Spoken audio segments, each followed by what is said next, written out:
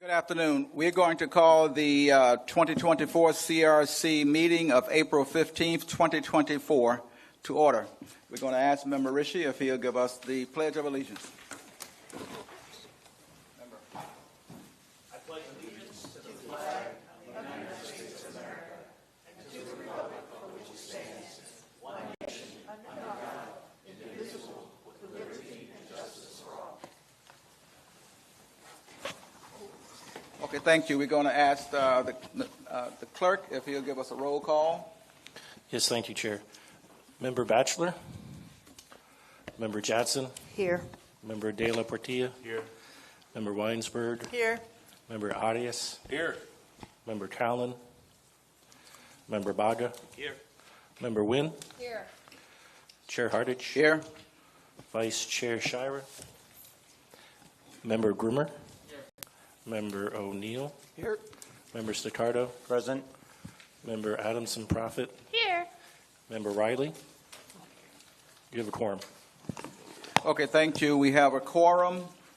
I don't think we have any elected. No, we do not have any elected officials. I see Member Callan making his way to the dais.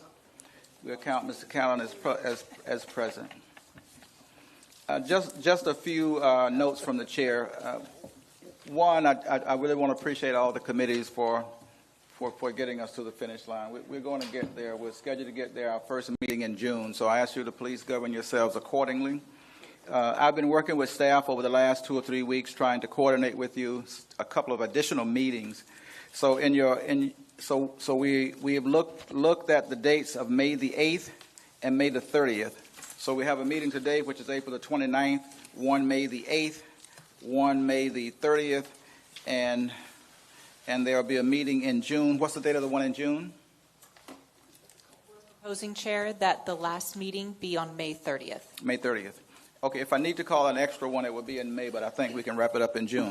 So the question is, if you all can check your calendars for May the 8th and May the 30th, and let me know where you are, and I think we can make it. Now, you'll notice on your agenda that we are going to start where we started this last meeting, but we'll have reports from the chairs. If those reports are accepted, then we will have a vote to accept it. If it is accepted, then we'll have the first hearing today. So you'll see 2 of those on your agenda for today. If it's rejected, then that will not transpire on the agenda.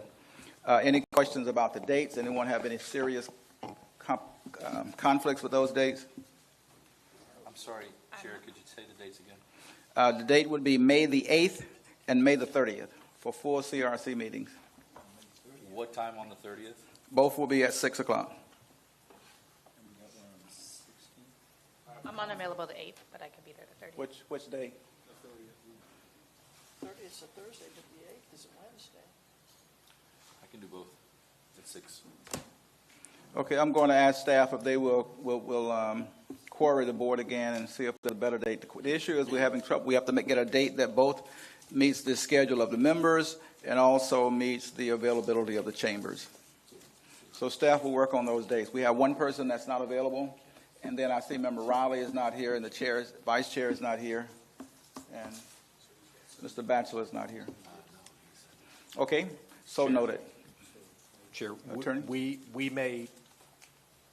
we may not have a perfect option where all 15 members can attend every one of the meetings, unfortunately, because of availability of the room and so on. So if you don't mind, Chair, how many members are unavailable, of those present, are unavailable on the 8th? Okay. And how many are unavailable on the 30th? Okay.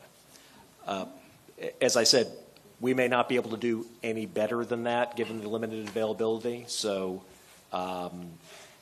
just wanted to offer that it's a possibility that those may end up having to be the dates. Right, any date we choose may have some problems, but we'll give it one more shot. No guarantees, but one more shot. Chances are we'll just eliminate someone else, but we'll give it a shot. Okay. The other issue is as staff tries to work with these dates, we don't have a lot of time to query all the members. That's really part of the issue. So if you do get a call, be sure and respond as quickly as you can.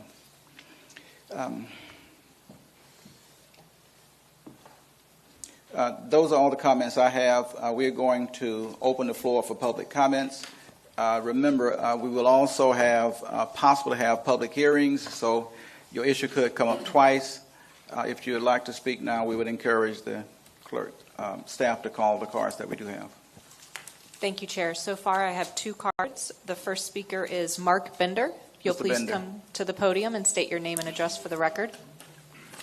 Yes, thank you. Mark Bender, 1857 Oak Lane here in Orlando, 32803. I'm not going to repeat what I spoke about at the last meeting. I just have 2 areas that I'd like to bring up. As it relates to the ballot initiative proposal, I awkwardly went through some numbers last time, but I went ahead and did my research. I'm not good at crunching numbers, but I looked at the total registered voters, since the proposal is registered voters, not residents. Bill Cowell's website, formerly Supervisor of Elections, 805,827. So let's round it off at 800. Divided by 6 districts, that's 133,000 electors per district. 10% would be approximately 80,000 signatures. 5% would be 40,000, which is what is being proposed. And it's also now just a majority of the commission, so 4 of 6. We have 6,667 residents, electors, excuse me. So we take 2 of those out. So that's 13,000. We subtract that from 40, leaving only 27,000 signatures needed to put a ballot initiative that can impact 1.5 million residents. So I think the 10% number is good, and that's my only issue with that. As it relates to the commission expansion, I think you know my feelings on that, but I just wanted to crunch some numbers real quick as well on that. We have, I think, 14 municipalities that have their own city governments, and I looked at the population of Orlando, Apopka, Ocoee, and so forth, 525,000 approximately. So of the 1.5 million currently in Orange County, over 500,000 already have their own elected officials that represent their interests for the most part. If we subtract 525 from 1.5 million, that leaves 975,000 divided by 6 current districts. That's 162,500. So I think we have plenty of representation for those numbers. And so I would urge you to vote against both of these proposals. Thank you again for your hard work, and thank you for your time. Thank you. The next speaker is Kaylee Watkins, and Ms. Watkins is from Commissioner Bonilla's office. Thank you very much.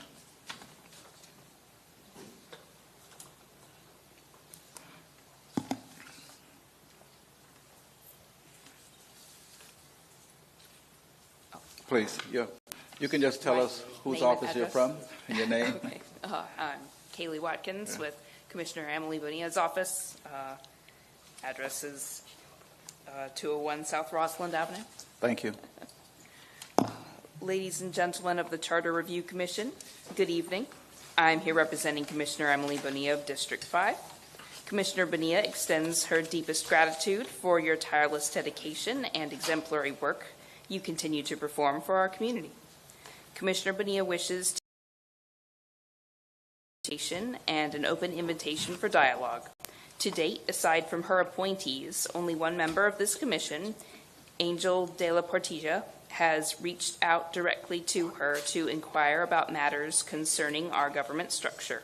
She wants to remind everyone here that she is just a simple phone call away and is eager to discuss any questions you may have. It is imperative that all members of this commission actively engage with all the commissioners. Furthermore, it is important to acknowledge the challenges we face in managing the needs of over 250,000 constituents, a number that continues to grow. During our sunshine meetings, the struggles of our district offices have been expressed. The scope of these issues is becoming almost insurmountable. Our mayor, burdened by both administrative and ceremonial duties, finds little bandwidth to address constituent issues directly, often leaving the responsibility to commissioners who, by design, should focus on legislative functions rather than administrative tasks. This growing challenge underscores the need for review and potential restructuring of our governmental framework to better distribute responsibilities and ensure that our constituents receive the level of service they deserve.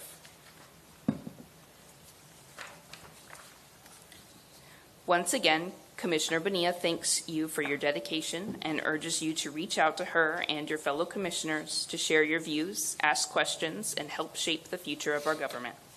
Thank you for allowing me the privilege to speak on her behalf tonight. Commissioner Bonilla looks forward to your feedback and to working closely with each of you to advance our community's interests. Thank you. I just want to add to that. At the very beginning of this process, and this is more for the public than for the commissioner and staff here, but at the very beginning of this process, I personally signed letters to every single commissioner, every single mayor, every single city commissioner, and all constitutional officers. And I personally invited them all to be part of all of these meetings, because I didn't want anyone, whether they were elected or not elected, to not be afforded the opportunity. And also, in addition to that, I have routinely offered extra time for commissioners or elected officials or representatives from municipalities to have extra time. Oftentimes, you'll notice that I casually joked and asked them if they needed 12 minutes. I think one of them actually took me up on that. But just, we appreciate her comments, and if there's an opportunity for any of the chairmen to speak with the commissioners, I certainly invite you to do that if you have not already. And we still have 2 meetings. I still openly invite all elected officials back to the meetings. The only thing that we should also be cautious of is that we are not governed by sunshine when we talk to elected officials. We're free to talk to any elected official. We're just not free to talk amongst ourselves. But we have to always be cautious that we are a board of the public and not an arm of the chair or commissioners. Thank you. I want let the record show that Vice Chair Schauer is now present. We're going to, I need a motion to approve the minutes of March the 18th. Chair, I actually have one more speaker card. Okay, one more. Rushing through. Samuel Vilches, if you'll please come to the podium. Excuse me, Mr. Vilches. My name is Samuel Vilches. I live at 6063 Arbor Watch Loop, Orlando, Florida 32829. First of all, thank you all so much for being here. I'm here in representation of the Orange County Democratic Party. I'm the chair for the last 7 months. And I wanted to speak about 2 particular issues. The first one related to the ballot initiative proposal that you have in front of you today. So it was actually in the CRC last time, and that was one of the issues we looked at. And a lot of people in the public and people in the CRC will talk about all the special interests coming to rig our election process, whether it's George Soros on the left or the Koch brothers on the right. And the reality initiative process keeps regular people out of the process because it's so difficult to get all of these petitions to actually petition our government. One of the rights that we have as part of our democracy is being able to tell our government what we want done. And so we support the amendment being presented to make it easier for people to participate in our local democracy by making it easier to petition the Board of County Commissioners and petition a charter amendment. We think that the current system we have makes it almost impossible for any community group to actually petition a change for the charter of the Orange County. And so again, we support it just as a general value of making sure that people can participate in our democratic process. The second issue we wanted to talk about was the expansion of the commission districts. So we actually also support the expansion of the commission districts. And the main issue and the main reason we do is because we want to see all of Orange County have great representation. And we have a great Board of County Commissioners, but right now we have districts that go all the way from Wedgefield to Maitland, from Avalon Park to almost Hunters Creek. Do we really think these communities are very similar? And thus adding new commission districts will allow all of these different communities to have a voice in the county commission and to be able to participate more proactively in that process. If you look, we have over 40 races we're focusing on in the county. The county commission districts are almost twice as big as our state representative districts. So imagine, the local government is supposed to serve as the closest to the people, but our county commissioners represent almost twice as many people as our state legislators in Tallahassee. So we hope that you can count on us to support both of these amendments. Thank you. Thank you very much. Is there an additional card? That was the last card. Thank you. Is there anyone in the public who would like to speak who did not complete a card? Seeing none, we'll close the public hearing. Now we'll look for a motion to approve the March 18th minutes of the meeting. So moved. Moved by Member Second. Wynn, seconded by Member Weinsberg. Any questions, any discussions? Seeing none, all in favor signify by aye. Aye. Any opposed by nay? The motion carries. The minutes is so accepted. We'll now have brief committee reports. Did I miss something? Okay, good. We're going to have the Governmental Structures Committee give us the results of their meeting of April 15th and any additional comments that the Chair, Della Portillo, may want to provide. Thank you, Mr. Chairman. Before I begin, I just want to thank Commissioner Bonilla-Zayde for the letter. But in addition to Commissioner Bonilla, I also have spoken to Commissioner Wilson, to Commissioner Moore, to Commissioner Uribe. I've spoken to Commissioner Gomez-Cordero. I've spoken to Commissioner Scott. I've spoken to Mayor Demings, and I've spoken to Mayor Demings' Chief of Staff, because just to get their perspective on the 7 topics that our committee was reviewing. So thank you for the letter today. On April 5th, we had a meeting where we voted on some language that I'm going to present at the committee at the other report, but essentially we have language that we recommend that we are restoring the office of the charter, of the county attorney in the charter. And I'll go into more details later, but our committee voted unanimously to support that. We also voted on term limits, and that did not pass. We voted to keep the term limits, the 2 4-year term, as we currently have. And then we voted on, there is a nonpartisan election. I'll just give you a very brief overview. This was proposed by Member O'Neill, but our elections basically allow a write-in candidate to submit to qualify, can qualify by write-in. It's state law, and essentially if you have 2 candidates running, you have that election goes until that election is decided in November. The write-in candidate, a write-in candidate can go in and qualify as a write-in candidate, and then that'll trigger an election in August. And it's been done multiple times over the years. So our committee had long discussion, and Attorney Vose provided us outstanding legal counsel on this one, because this is a very complex issue. Thank you, Mr. O'Neill, for bringing it forward. You're dealing with state law and how county elections law tie into state law. So the recommendation, and Attorney Vose will draft some language and we'll send it to our committee members, which we will vote on the final draft on Friday. Friday at 1, we have our 16th and final meeting. It's essentially, there's going to be language that we're not going to, we can't do away with write-in candidates. However, the qualifications of the write-in candidate will not come into play in determining whether there should be an election in August or an election in November. Did I say that correctly, Mr. Counselor? That's completely correct. Okay. Yes. So we'll have that to you at our April 29th. Well, assuming it passes our subcommittee on our committee on Friday, we'll bring it back to the full CRC for a vote.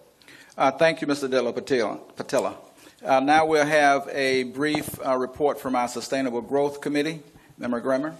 Thank you, Mr. Chair. We met on April 5th, and the committee voted unanimously to recommend incorporating the Affordable Housing Trust Fund into the county charter, both its existence and its funding source in perpetuity. So I imagine we'll be coming to the full CRC rather soon to discuss that issue. We also continue to discuss the other topics within our peer review, the rural boundary, conservation of parks lands and conservation lands, the financial feasibility tool. A lot of good discussion there, but we're still working our way through those things as we get towards the end. We've got our next meeting that's coming up on Friday, which is April 19th at 11 a.m. on the 4th floor here upstairs. So as we continue to hopefully bring this in for a landing, we're working hard, Chair. Thank you. Thank you very much. Now we're going to go into a part of our meeting where we're going to hear final reports from committee chairs. We're going to hear two final reports tonight. One will be from Governmental Structures, and one will be from the Transportation Committee. The first one will be from our Governmental Structures Committee, who is Chairman Della Patilla. Mr. Patilla. Yes, Mr. Chairman. Thank you. Thank you. This is the item that I just mentioned about the county attorney. Let me just give everyone a little bit of history. So the charter was first created in 1986. I remember Lee Shira was on that charter committee. Now, among the things that the voters adopted was an office of the county attorney. It was section, I think it was 403 of the county charter. Clearly, a very well-defined role of the county attorney. Was hired by the mayor, reports to the mayor and the full BCC. That lasted a couple of years. There was some revisions made. There was a question that was posed to the voters in 1988 in the 1988 charter that essentially did away with the office of the charter office of the county attorney. As a result of that vote, the language in section 403 was struck, and it was replaced by one reference to an office of a county attorney under the departments that report to the mayor, and it was under legal services. So that was in 88. It passed the voters, even though there was no specific reference in the ballot language to the office of the county attorney. Essentially, a change was made to the charter. So our committee, you all know who the members are, but we did extensive work on this. We had opportunities to hear from two past mayors, Chapin and Jacobs. Current Mayor Deming spoke. Former County Attorney Tom Wilkes spoke. Current County Attorney, and we've come up with language. We're essentially recommending to the charter that we restore that section 403, and that will create the office of the charter of the county attorney. And by the way, just for the record, Attorney Jeff Newton, County Attorney Jeff Newton, is in agreement with this. So I'll read this language very briefly. Excuse me.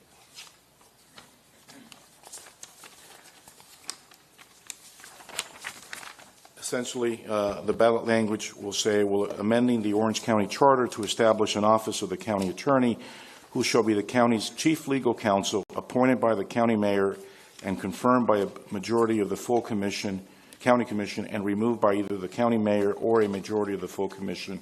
And so we're reestablishing that component of the charter. And then in section 402, the initial divisions, we're striking 8 as legal services, as that would be redundant. So this is my recommendation to the full CRC, is to accept this language in this report. Okay, just a point of clarification. I see that Attorney Voss has some notes as to how this affects the county and the charter. Is that correct? Some clarification notes or presentation?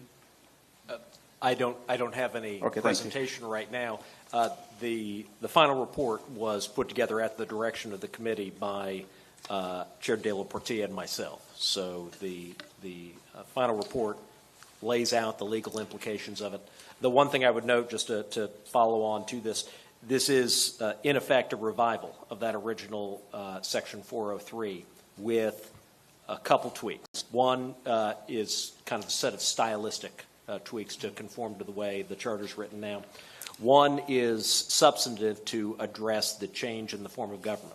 Back in the 86 charter, this was prior to the implementation of the county chairman or county mayor form of government. So originally back then, it was structured in the context of the county attorney being hired and fired effectively by the Board of County Commissioners. In this instance here, the committee reviewed that matter there and looking at the current form of government has set it up such that the county attorney would be appointed by, as indicated by the chair, appointed by the county mayor and confirmed by a majority of the full county commission, and with the authority to remove vested in both the county mayor and the Board of County Commissioners. So that is a tweak to the original language, but to the fundamental relationship, Section 403 lays out what the primary duty of the county attorney is. And effectively, that language would be coming back into the charter, which I believe the committee thought would provide some clarification from some commissioner concerns that have been raised about who the county attorney ultimately provides legal advice to. So if I'm understanding this correctly, the county chair would make a recommendation for the attorney, and then it will be approved by the full board, which is essentially what county mayor, which is essentially what we have now. The tweak is that when it comes to removing the attorney, it would be the Board of County Commissioners that would be responsible for removing the attorney. Is that correct? So tweak from the existing status quo.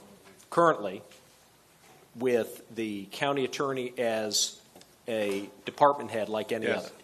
other, it is selected by or appointed by the county mayor and then confirmed annually by the Board of County Commissioners. Correct. All right?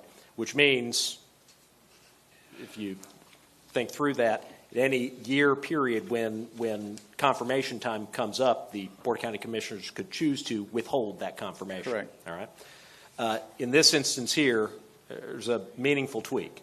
We have that initial appointment by the county mayor and then confirmation by the Board of County Commissioners, but then the power to terminate resides at any time with either the mayor or the Board of County Commissioners. So it's somewhat stronger with respect to the Board of County Commissioners, but nevertheless keeps a similar dynamic.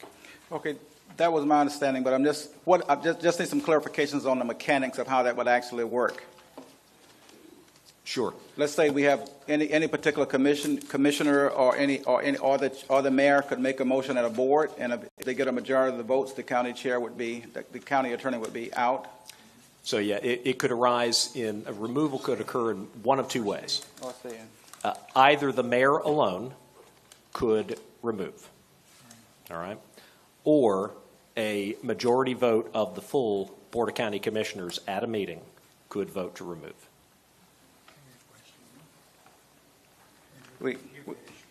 Thank you. That was my understanding as well. Member Vice Chair Shara. Yes, clarification. You know, we put in the charter that all department heads would be reviewed annually and be voted on by the Board of County Commissioners to stay as the department head. And if they didn't get a positive response from the commissioners, it's pretty, automatic, unless there's an issue with the commissioners and they think that somebody's not acting in the best interest of the people of Orange County. So since you're creating a department head, basically, of the attorney, would he fall under that, it might be redundant, but does he fall under that requirement that he's confirmed each year? Good question. What I would advise you is the way it was rewritten was the office of county attorney would not necessarily go through that same process, but would otherwise be subject to its own express process that's set forth in 403. Well, I'd like to see the committee take that issue up. that, if we keep it uniform, that if Public Works Director is up every year for approval, then it should be also rather than somebody have to bring it up in an agenda deal. But usually you put it on the consent agenda and it, basically goes through. But on the other hand, I think the feeling on the board now is that they're not getting representation. And they wanted their own attorney, some of them talking to me about it. And that's not really what we wanted, at least I want to do. But I'd like to have some check and balance on the attorney without somebody taking the initiative to fire him by the board. And that would take kind of a collusion type thing that to get to know where you're going to go. So that's my recommendation, that he be put on, on the same path as all the department heads to be confirmed by the board every year. And I'm not sure whether or not I would follow it that close anymore, but I don't think any department heads have been denied, access. Yeah. Chairman. Yes. As to one particular point, one thing I don't think this needs to change any action you would take here tonight. This is just before you for acceptance and then for first reading. There is one minor issue raised by the vice chair that I'd like to explore very briefly with the county attorney's office, relating to the procedure relating to the county administrator. One thing I don't remember off the top of my head is whether or not the county administrator, as a charter officer, is also subject to the annual reconfirmation process, effectively. So I want to see how that's been interpreted in the past. I'm sorry. No, I'm talking about the county. I'm talking about the county administrator. Yeah. Okay. It was my point. Yeah. The effectively the analogous other county officer if the county attorney were to be put back into the charter. Right. One other. Oh, I'm so sorry. No, thank you. Please. One other thing I was going to point out, separate and apart from any tweak that or revision that this charter amendment does with respect to the county attorney, with regard to selection and termination, I think to the point that the Vice Chair was addressing, county commissioners raising concerns about representation from the county attorney's office and so on. I think an important point in the revival of 403 is the listing out, and in the final report there's a quote of a portion of it here, listing out, and actually I'll read from the revised version. The county attorney and all assistant county attorneys shall represent the county government, the board, county mayor, county administrator, and the department and division heads and county officers and divisions and agencies of county government, and goes on to reference other boards as well. The point being, as the county attorney indicated at one of the meetings, the county attorney's offices and the county attorney's client is the county government and all of its components. And for the purposes of clarification, Section 403 crystallizes that for everyone to see. Just to follow up, Mr. Chairman, real quick, aren't the department head and division heads subject to approval by the county commission annually? They are, yes. Okay, so that's what I'd like to see. Since he's not an elected official, all individuals that work for the county, through the process that we have in the charter, be confirmed each year, and not, down. The department heads, and he is basically going to, the way I read it, is going to be a department head if you put him back in there. And I think he should be subject to. You can't have it both ways. You got to treat everybody the same, department heads, division heads, whoever you're going to do in the charter, that they have to be voted on each year.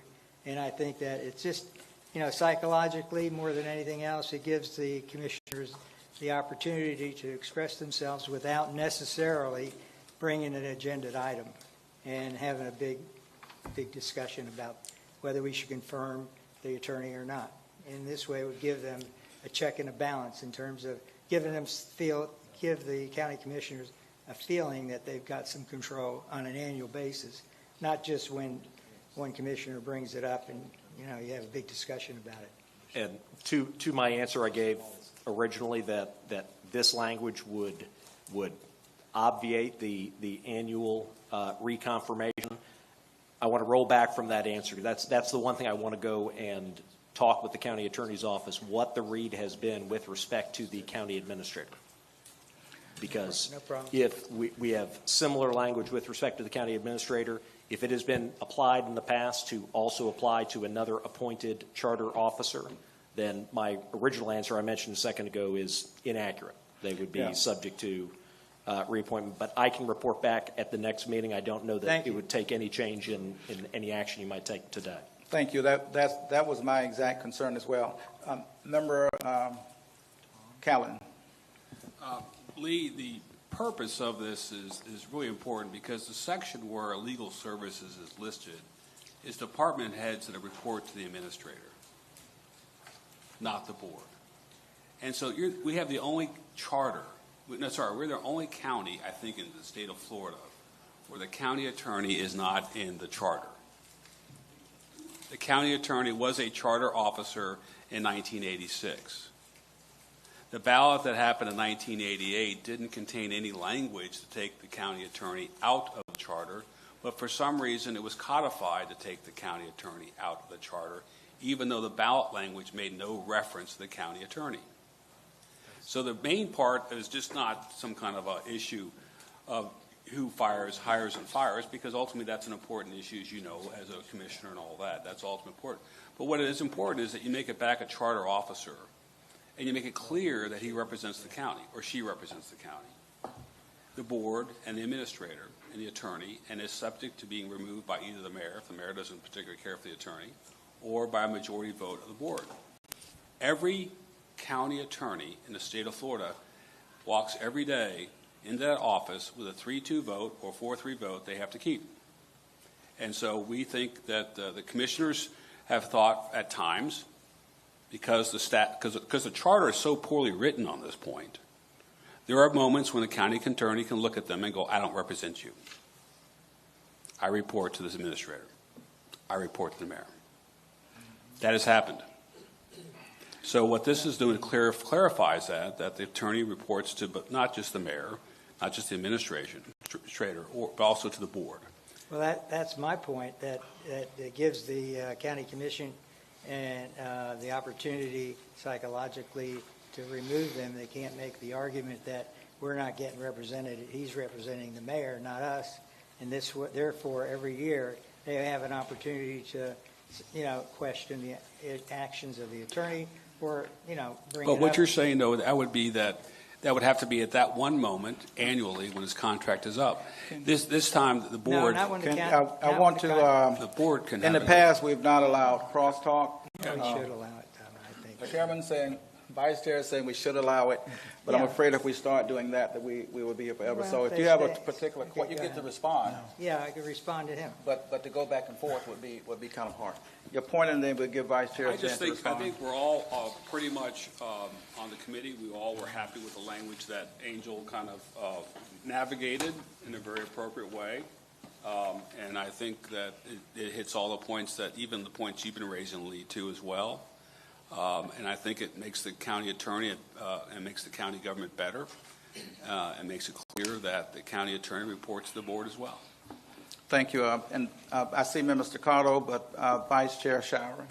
No, I was just reiterating that, I feel there is a feeling on the board, that I've gotten from a number of the board members that the county attorney doesn't represent them. And when they request some information, what have you, it gets done, but not on a basis that the mayor likes to see for his actions. So it's a psychological thing. It'll probably never happen. But on the other hand, it's there for the county commission to vote on each year, as they do the department division heads. And it's just kind of like hanging over here to make sure that they're playing fair with their authority. That's what I've seen when I was there. So we knew at the time that we could, hire or fire the attorney anytime we wanted with 3 votes. We had 5 members. But when it's in that, it was actually the annual review by the division heads.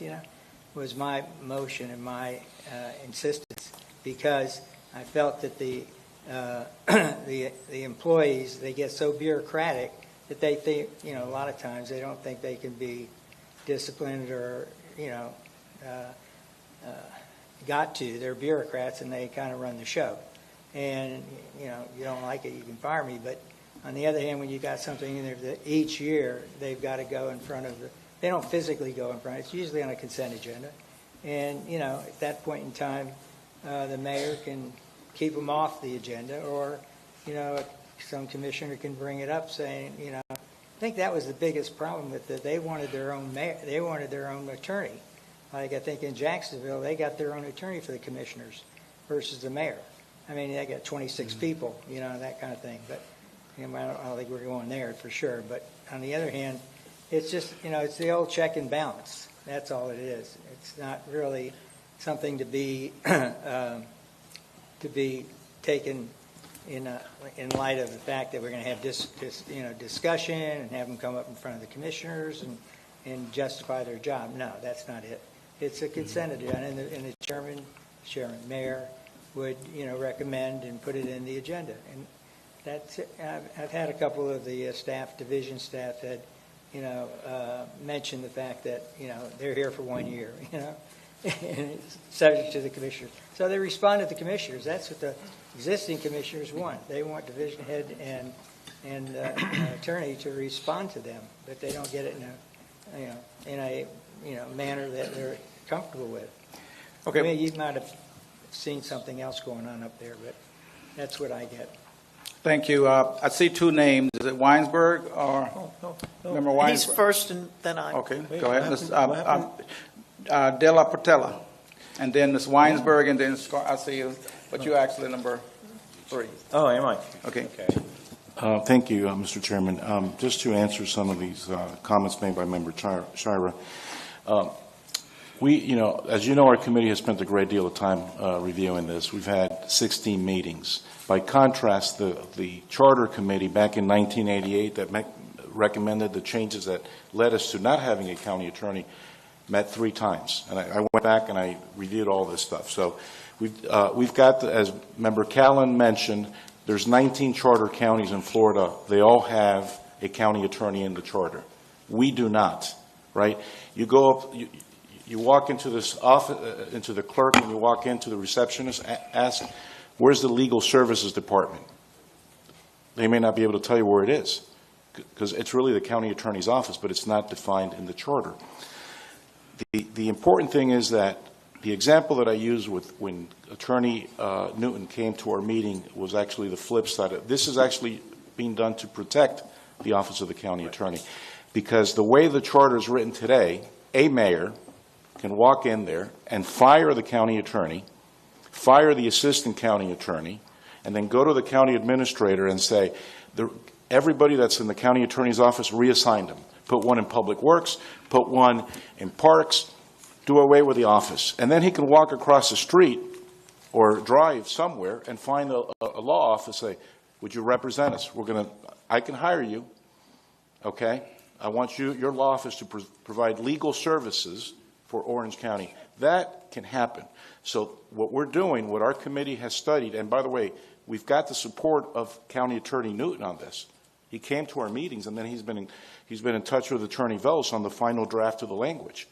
What we're proposing to do actually is going to establish or reestablish the charter, the county attorney in the charter, and it will protect, the county attorney will protect Orange County from having somebody come in and say, we're going to do away with the office of the county attorney. So my recommendation today for our committee would be to advance this. This is hearing number 1. Advance this subject to, because we need two meetings to vote on it. This will be meeting number 1. Attorney Velos could come back to us when he clarifies the information with the county administrator, and we do it. So those are my comments, Mr. Chairman. Thank you. Member Weinsberg, and then Member Scarborough, and then we'll staccato. In addition to what Member De La Portilla just said, in addition to our many, many meetings on this, it was brought to us by 2 commissioners because they didn't feel that they had access and were well represented. And it was not the issue that they got to review the attorney every year. It was the issue of codifying in the charter that the attorney has equal representation to all of these different county departments. So, and by the way, Commissioner Bonilla weighed in on it, and we all talked to her about it, and I personally asked her about it in our meeting when she came and talked to us about it, as did the other commissioners. We asked every commissioner that we met about this. So this has been well vetted. Thank you, Member Staccato. I'd like to make a motion to approve the Government Structure Committee on the county attorney. We usually reserve, if you don't mind, reserve the right to make a motion to the chair. Oh, okay. Okay, thank you. If that's the last comment, I defect that. the only comments I think that would add to this is one, I'm concerned about the mechanism by which a county attorney could be removed, and that is different from what we do for any other department heads. I think, and both Lee and I have served as commissioners, this debate about the county chair has been going on in infinitum. When I was there, it was there.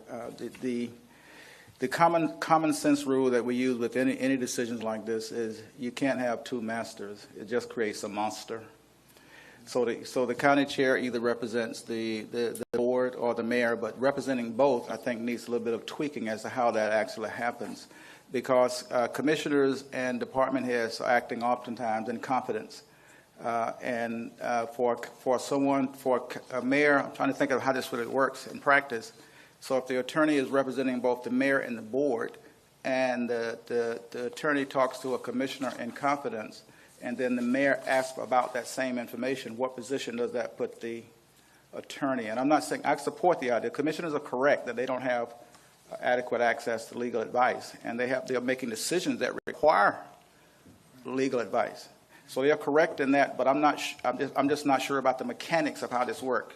So I'm going to vote to pass it to the second committee, second hearing, and to the first hearing, and I think that the committee will do the same. But I think that the county attorney to clear up just those two items. And Member Weinsberg is absolutely correct. This has been vetted by nearly everybody that has something to say on it, but it's our job to kind of make it work.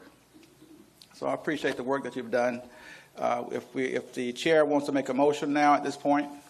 Okay, that I would move that my motion would be that the full Charter Review Commission adopt the language as written, and I'll read it. It's amending the Orange County Charter to establish an office of the county attorney, who shall be the county attorney's chief legal counsel, appointed by the county mayor and confirmed by the majority of vote of the full county commission, and removed by either the county mayor or a majority of the full county commission. And then also we're going to strike section 402, 8 legal services. That's my motion. We have a motion by Chair Della Patella. Is there a second? Second. Seconded by Member O'Neill. I'm going to give the second to Member Staccato because he tried to make the motion. So, seconded by Member Staccato. Any discussion? Seeing none, all in favor of the motion the motion is to accept the report of the committee. All in favor of accepting the report of the committee and moving it to the first public hearing, please signify by saying aye. Aye. Any opposed by nay? Seeing none, the report is accepted. Thank you, Mr. Chair. One question. Was this the first? No, that was just the acceptance of the report of the committee. Okay, so there's 2 public hearings? Yes. Okay. We will still have a public hearing, which we have properly posted. Yet a little bit further down on this agenda will be the first of 2 public hearings. Now, the reason for this is that we've decided that no issue can make it to the ballot for a vote unless it has been heard by 2 public hearings. And we made a decision that our bylaws allow us to have both the first public hearing and the acceptance on the same day. And we can have 2 public hearings. It just has to be posted based on Orange County's rules and regulations for posting public hearings, and we've done that. Member Vice Chair Shara? Yes, just to comment, we're having, you guys have done a great job on these committees, all the committees, and I don't think the public is hearing it. I don't think the Sentinel or the radio stations are interested in this program. When we did it, they were all sitting out there with the cameras and what have you, and relaying what we were doing at the Charter Commission. So I would, recommend, I don't see Dickie here today, but he's pretty good at PR. And Chairman might, want to do something about getting on TV and letting people know when we're going to start having these public hearings on the final drafts, so that they have the opportunity to come. And you got some people out here now that are interested, but this room should be full. Okay, it's the way we're going to run our government for the next umpteen years. So that's my comment, Mr. Chairman. Thank you very much. And we've had lengthy meetings with staff about posting these as public hearings. And I think 2 meetings ago, it was Member Callen that corrected me when I was working on doing both of them in one vote, because our bylaw says we'll have 2. And so I appreciate that very much. But we're following the county's recommendations on public hearings, and they're being properly posted. I wish there were more people here as well. We're now going to have any other comments? Member Weinsberg. Just a comment.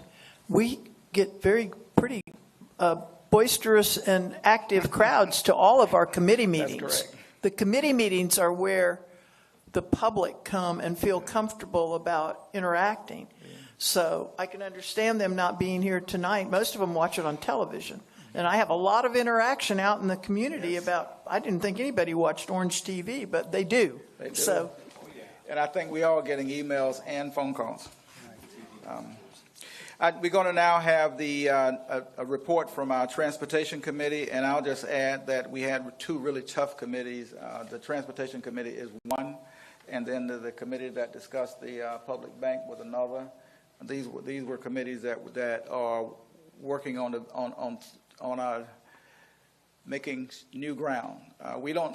If we solve the transportation issue on this board, we would be the first county in the state. Several charters have attempted to do that, so we're really encouraged by the report of the Transportation Committee, and I look forward to the report by Member Callen. We'll now call on Chair Callen to give us his report. Thank you, Mr. Chairman. I want to thank all those who served on the committee, Rishi Baga, Eric Grimmer, Chuck O'Neill, Eugene Staccato. I also want to thank the county staff who attended the meetings and actually sat at the table with us to craft the language. And so we started back in November and December. And we had about 4 meetings in January and February, and we've been wordsmithing this and going back and forth and soliciting input from other people. We wanted to have a workable document that the county staff felt gave them the flexibility that they need on a budgetary cycle, especially those occasional moments when they have to have a budgetary item leave. For instance, they get a grant from a federal government or from the state they need to move fast on. So we devised language that provides them the ability to have the Transmat Committee required to hold a meeting. So what we have come up with, the concept of this, is as follows. The concept behind this is that it's twofold. The first is that there's a skepticism in the community. It's been marked by people, and even some of the county commissioners, about the process of funding transportation. And Lee, or other people here on the board, people sometimes are skeptical of the funding of public transit. People lack of return. They're skeptical about financing roads because they believe that certain vested interests get more of that road dollar, and it goes towards new roads and not fixing existing conditions. Some people are skeptical, think the government should use their money as a way of a match with private dollars as well as state dollars and federal dollars to maximize their money, very similar to what Osceola County does very effectively down there. And so that's the skepticism. Whether it's real or perceived, it's there. And so one of the ideas behind this was to provide a form annually where all funding of all transportation projects has to go to this committee for a recommendation and go to this committee to be publicly vetted at one time with all transportation projects. Starts in January, requires at least 2 public hearings in March, provides a final report to the board for recommendation only. This committee does not impose taxes. This committee does not recommend taxes. This committee only recommends expenditures of the upcoming transportation and gives rankings to the board. Has two purposes that I think, several purposes that can work out well for the county. First, it allows a citizen-appointed board by the county commission. The county commission appoints this board. Each county commissioner has a right to appoint a member. And they can then appoint these members to serve in a function, a review function, and they make recommendations to the board. Now, when they make that recommendations to the board and they publicly vet projects, the idea behind this is that it could help develop consensus for transportation funding before you get to the board. It alleviates the board. It provides very similar function what the P&Z does to the Board of County Commission on land use decisions.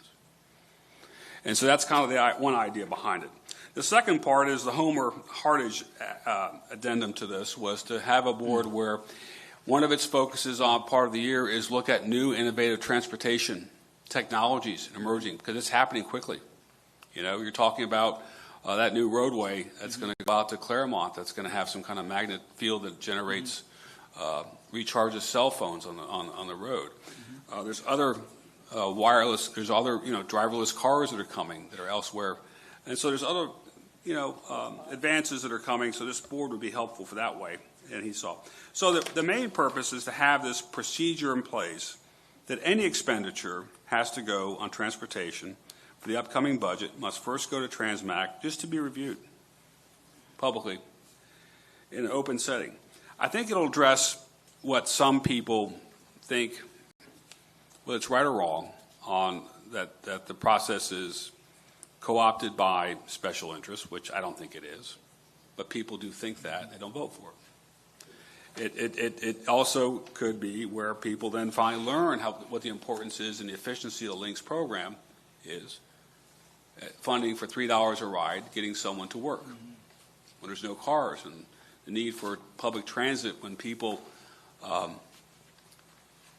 insurance costs of ownership of a car are sizable for people who work on a lower income. And so these kinds of things I think would be helpful. This board, this process would be helpful at that. And so the committee voted unanimously to advance this to the board for your consideration. I draw to your attention that, for instance, community development agencies, CRAs, those expenditures are exempt, are not part of this. So CRA funding is separate. That's on paragraph A1A, as well as proportionate share agreements with a development agreement. That's separate out. That does not go to Transmac. These are draft proposed expenditures. These aren't final. Staff comes up with a list of draft expenditures to give to the committee and hold a public hearing, get solicit comment and input from people. So this is not something the committee comes up on its own. So that there's some good guide rails here, I think, as well. The paragraph 2 has the mobility evolution enhancement provision of A2, which is what we've kind of expanded on that, which was to examine the interface of new transportation systems with existing or future land uses, advise and make recommendations to the board on new trends, and consider and recommend new policy, legislative, or administrative topics in the board related to transportation. We also have a provision in the mandatory review that requires all the money that goes to transportation must go through this one process at Transmac. Now, the county commission can accept the recommendations, or they can toss them. It's not binding on the county. The Board of County Commissioners keeps the absolute, like they do in the P&Z. They keep the absolute right to make a reevaluate and make the decision. This is advisory recommendation by this board. As we talked about earlier, the county administrator can ask for a special public hearing, and the board and the Transmac would have to hold that to review new expenditures not otherwise submitted earlier, and that are not exempted. That gives the flexibility to county staff. I think this process could really help the county staff long term. I think it would show people that there's a good Orange County staff. They work very hard. They take their job very seriously. They're very thoughtful. And having a process where all the transportation happens at one time, at that point, I think people would understand the need for additional sources of revenues, and they would become I think, a advocate to our community.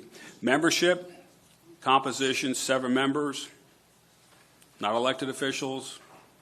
The board endeavors to diversify the membership. Endeavors, doesn't require the board to do it, but just endeavors. And then we have some periods of time of the term on the board. And then we have staffing and legal assistance. So that was the idea behind this. I think that for some reason, and Dick Boucher mentioned this last time he was here, the county school board has been very successful in getting the citizens to buy into a sales tax for building of schools because they provided a detailed list of what's going to be built, where it's going to be built, and when.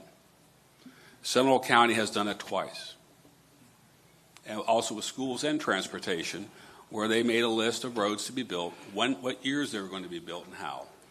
Osceola County has done it as well, but for some reason, this county has taken a different approach back in '03. 2 years ago, it got better this time, but still wasn't there up front early on enough.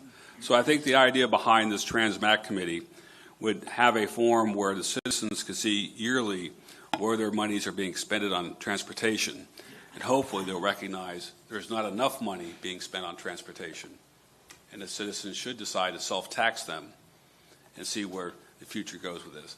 I think transportation on mass transit, for instance, we're all older on this committee. And speak for yourself. If you talk to our children are less enamored by cars than we are. Our grandkids don't really think that much of cars, more public transportation, and they're different than we are with regard to these items.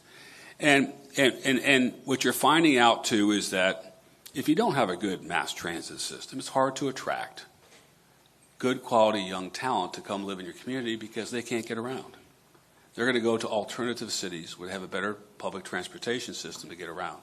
So it is not just an issue of getting the current roads fixed and funding our current transportation. It really becomes a component in making this a better community, attracting and keeping our young talent in Orlando, who are going to be less reliant on cars as we go in the future and want more choices in transportation. Thank you. That's an excellent report, and I do appreciate you sitting for a meeting that Chairman Callan and I had. It was, of course, posted in the sunshine, and it was a very productive meeting.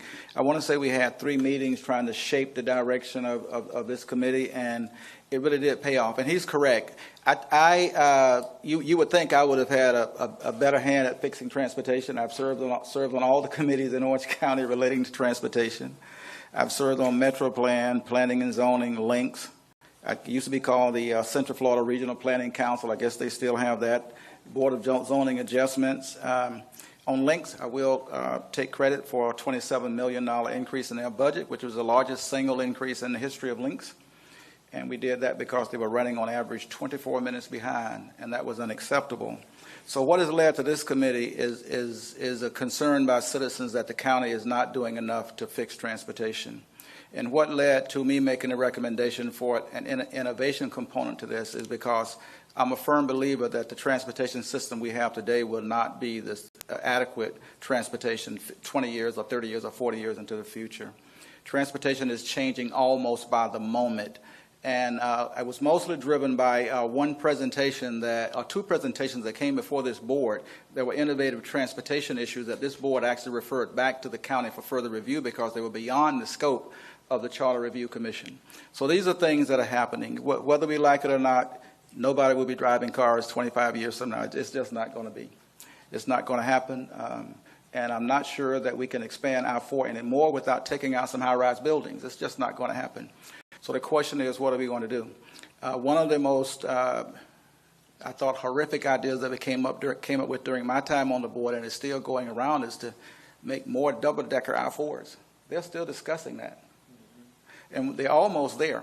So we're going to have innovation. I'm really inspired by the work of this committee. I think it goes a long ways to addressing our transportation issues. And one of the questions that was posed to me is, why couldn't this be done by the Planning and Zoning Commission or one of the other committees? Well, Planning and Zoning Commission is doing nearly all of the land use for the county. It's just too much. It's just too much. So it's time that Orange County kind of step up to the plate and says we need to be an innovator in transportation. We want to be the leader in innovation. We don't want to be the follower. We want the test projects right here. We want Lake Nona projects not just in Lake Nona, but right downtown Orlando. That's what we want. And I actually have spoken with the planners out at Lake Nona, and they're interested in working with the county more than they are now to help make this happen. Another thing that I discussed is I just don't believe that Orange County downtown of the future is going to have a 4-story garage for every 6-story building. I just don't believe that's going to happen. And you go to New York, they have, of course, parking, but a lot of them are not on Broadway. They're a couple of blocks away. So there are a lot of things can happen. So I'm really encouraged by this. I hope the public sees the merit of this, and I hope it passes. We have several members that would like to speak, Vice Chair Shower, and then Member Nguyen, and then if there's no further discussion, we'll ask Chairman Callen for a motion. Member Shower? Yes, Tom, that's a question for you, Tom. Just quick questions. Number one, do we have a definition of transportation? Because a lot of times people are trying to squeeze their budget into transportation if it sees it's going. Okay, that's number one. And number two, after a project has started or is in the process of being adopted by the board, what have you, is there any required follow-through by the committee, as was the school board, where they were supposed to monitor the construction of the schools and making sure that it's being done, not just started but being completed? And that was that blue ribbon panel for the school board. I thought it was a great idea. And that's what you're proposing now, I take it, Tom, blue ribbon transportation. But have a definition so that the focus is on moving people around, not, something I can't think of right now, maybe bicycles or what have you, definition of that. Just whatever you want to do, you should define what is transportation. It's a big word. Thank you. Should I address that question? Yes, please. Okay, we initially, our first draft had a definition. We did rail, road, transit, but then we felt that would be too limiting in light of what's going on in the future. We felt that there's paratransit, there's not paratransit. The more you get into whatever, the old statutory principle is, if you make a list of items and if you don't make something in that list, then it's necessarily excluded because of that. So we try to keep it as a broad deal of transportation. The second issue, Lee, a good point you brought up. I neglected to mention that. On paragraph A2, a little 5, it says that the board has a right, not the mandatory, but has a right to review past county expenditures for transportation or transit purposes during the previous 10 years and recommend audits to the board. So they have a 10-year window to look back. Not a forever look back, but a 10-year look back. We thought that was reasonable. Do you have terms of the office? Yeah, there's terms, 2-year terms, and no one can serve more than 8 terms. What? No one can serve more than 8 terms. 8 terms. 8 terms. 8 terms. 8 years or 8 terms? 8 terms. And what's the term? And a term is 2 years. The idea behind that, Lee, is I wanted to make sure initially there was at least enough people who could serve on the board, who would be willing to serve on the board. And then if they want to tighten that up later on, you can, but it doesn't mean they have to be all 8 terms. The board can say no and adopt a policy themselves and say you've been on there long enough, someone else is new to come on board. I think a report on the progress, that they approve a road or approve a transportation system of some sort. There should be a way that the public has faith in the fact that they are doing what they say they're going to do. That's the biggest thing I heard out there is that, on the mayor's 1 cent deal, it's a lot about transportation, they say, but there's a lot of other extraneous things in there that they're funding in this budget. So, that's why I don't think it'll pass. Okay. Thank you. Member Nguyen? Yes, follow up on the 1 cent tax, transportation tax that the mayor had. It died 2 times. Microphone? Oh. Well, I guess I'm not on. Just speak into it. Okay. About the 1 cent tax that the mayor it was rejected and he decided to dispose of it through some kind of means. However, it has died 2 times, and we're talking about transportation, although there could have been other things in it. But I want to know Is there a reason, a real reason, why we don't want to increase a penny? And the second thing is, during development, the contractors have to pay transportation impact fees. So I've heard that it doesn't cover enough road work with the transportation impact fee. But if you charge much more, you're going to drive people away from here to another county. So what are the means that you see to get the funds for more innovative transportation? Thank you. Is it Member Grimmer or O'Neill? Member Grimmer. No, nobody answered the question. I'm trying my best not to do crosstalk. If anyone wants to address it, they just have to hit the queue. Okay. And I thought, I'm trying to do the Member same Callan would have for addressed everybody. I thought about Chair Callan. Callan, just have to hit your button, please. If we do this, we'll be here all night. This is real simple. We don't talk about what issue would happen, that those issues work themselves out. We're talking about a process that's open, transparent, where people can see what's going on. And hopefully that will get them a trust the needs with transportation, and they'll be more willing to invest in transportation in the county or demand more investments. Thank you. Member Grimmer. Thank you, Chair. I was a member of this committee, and just to highlight a couple things that were important to me as a committee member, specifically the sustainability of our transportation system. Tom mentioned the ability of the committee to review past county expenditures for the past 10 years. That was important for me for inclusion, not to make sure, just to make sure the projects are getting done, but I know when presentations or votes are had at the Board of County Commissioners right now about roadway expansions or new roads, they'll tell the county commissioners what the road will cost to build. They won't tell them, not that they're hiding it, but part of that presentation, in my experience, has not been how much it will cost to maintain that road, which is someone who cares about the sustainability of our transportation system. Those are the real costs. The costs are big up front, but the costs in the long term are even more massive. And those are not currently being considered by most governmental systems, including Orange County. So that was important to me that this be included and that give them the ability to do so. And then also, the analogy was made of this committee to P&Z, and I think it's good as an example to give you an idea what it is. But personally, I wanted to be a little bit stronger than P&Z because P&Z really is given the information on land use projects by the county, and then they offer a vote. But they're kind of limited in the information they have, only what's given brought them by county staff. So if you look at the final section, subsection F, that gives them the ability to retain consultants, experts, and legal counsel as they deem necessary and desirable, giving them the ability to actually look at how our current transportation system is being funded.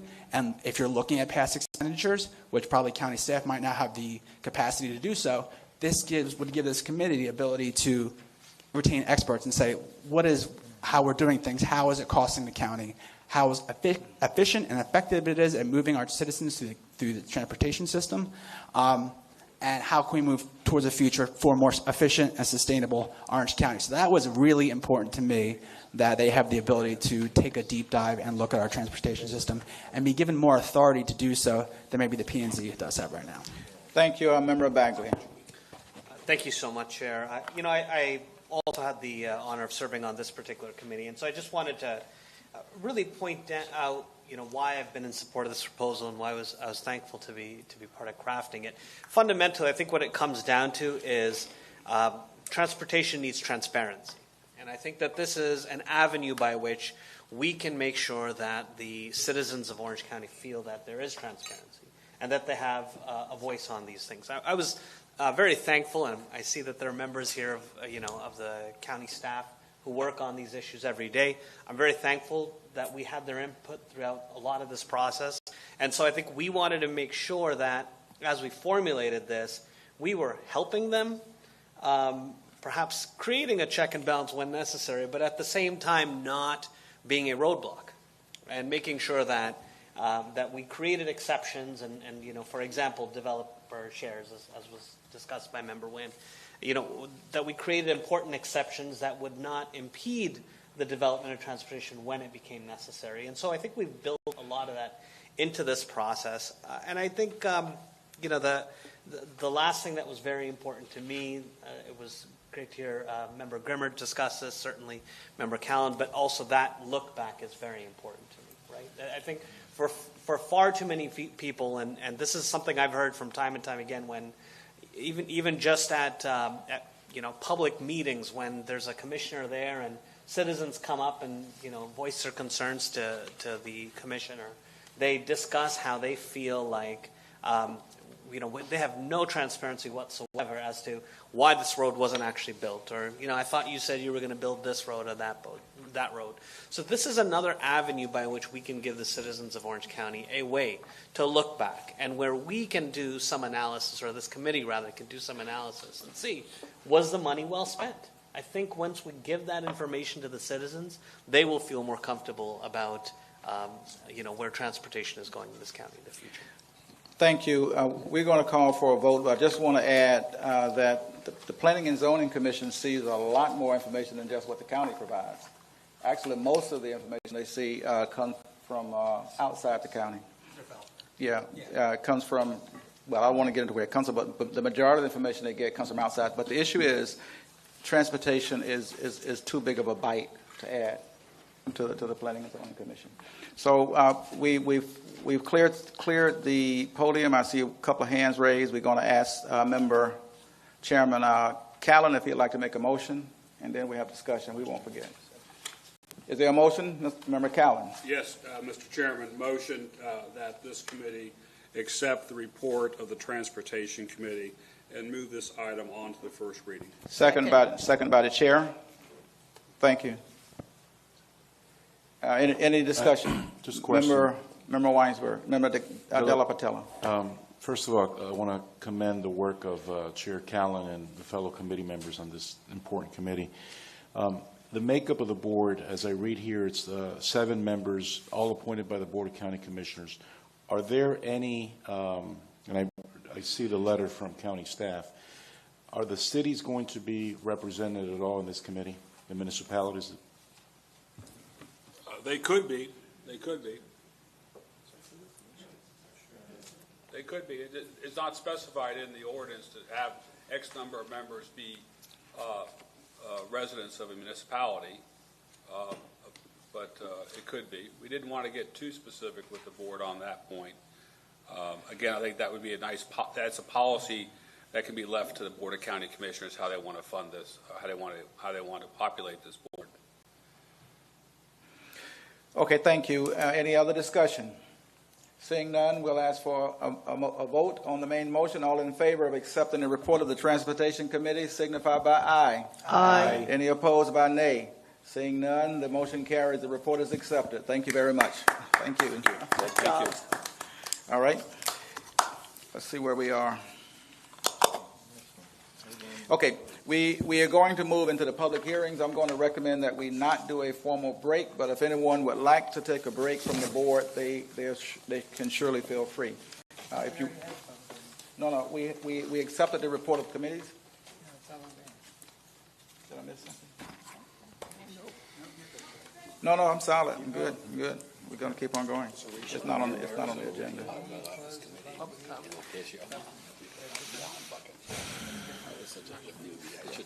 Let me see where we are. I'm going to ask staff for clarification. The only 2 remaining items are the 2 public hearings, correct? There are 3 public hearings, Chair. Yeah. Okay, there'll be the 3 public hearings, and those are the final items today. Nothing has been missed.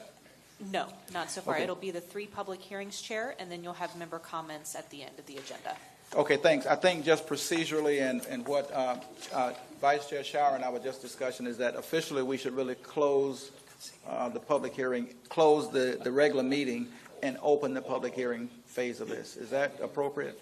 There's no need to state you're closing any meetings or anything like that. You can just say you're opening the public hearing with regard to each of these 3 items. Okay, we have appropriate legal advice.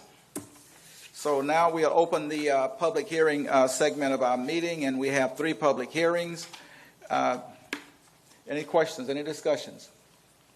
We'll now have the first public hearing, which will be governmental structures, consideration of a proposal to amend the charter concerning the county attorney. We're now open for discussion. First, for public comments from the Yeah, public. Chairman, I'm so sorry. The agenda has the transportation amendment as our first public hearing. That's right. Okay, so do I.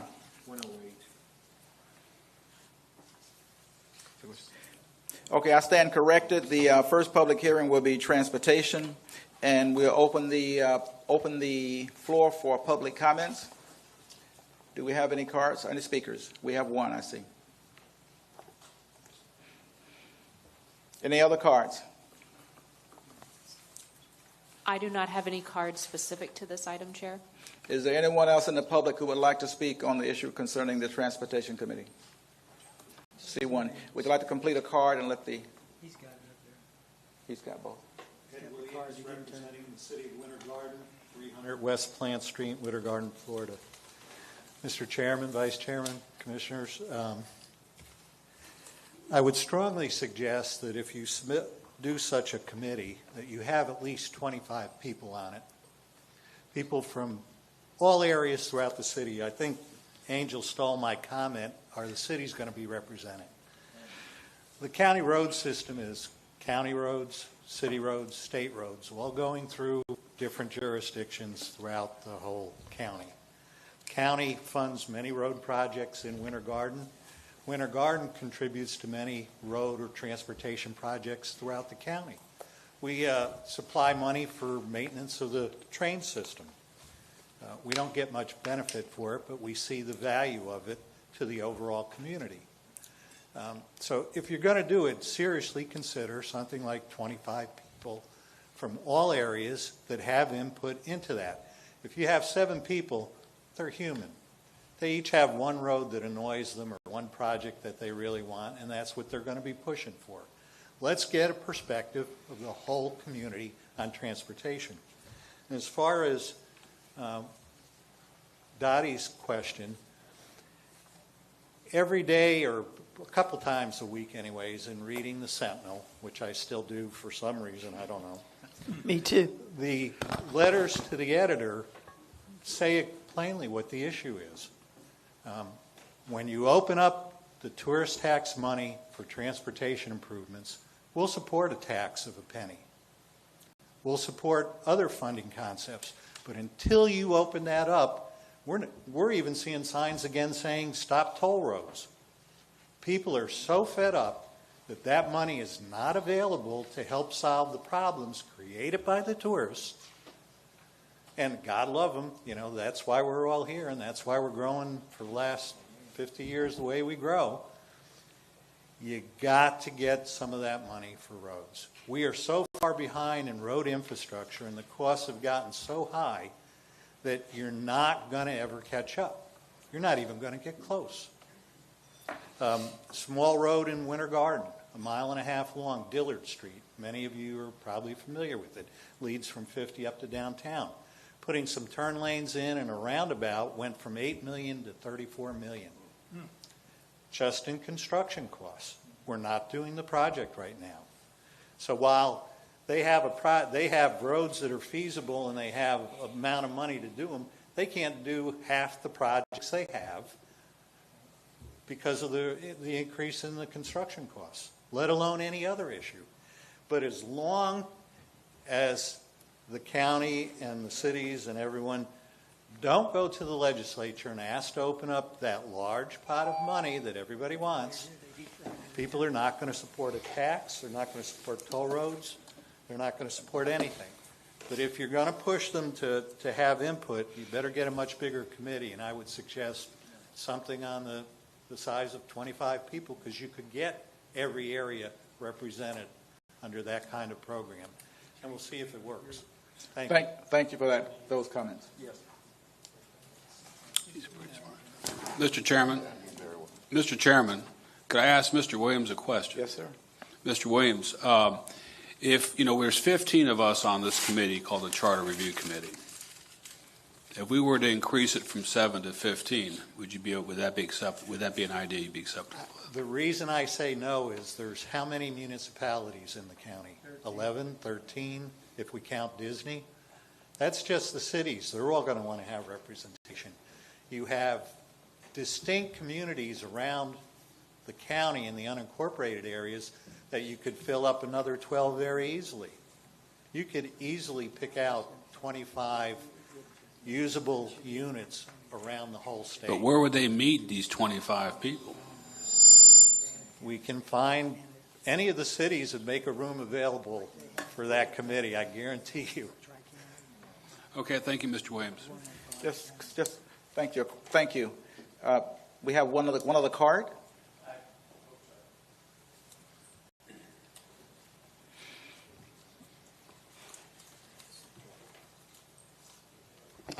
Good evening. My name is Sonia Stevenson. I represent Johnson Village Neighborhood Association. And your address, please? I'm sorry? Your address, please? 1611 Crooms Avenue. Thank you. I live within the city limits. However, it's also part county. Mike Scott, he's my commissioner, and Bakari Burns, he's also my commissioner with the city of Orlando.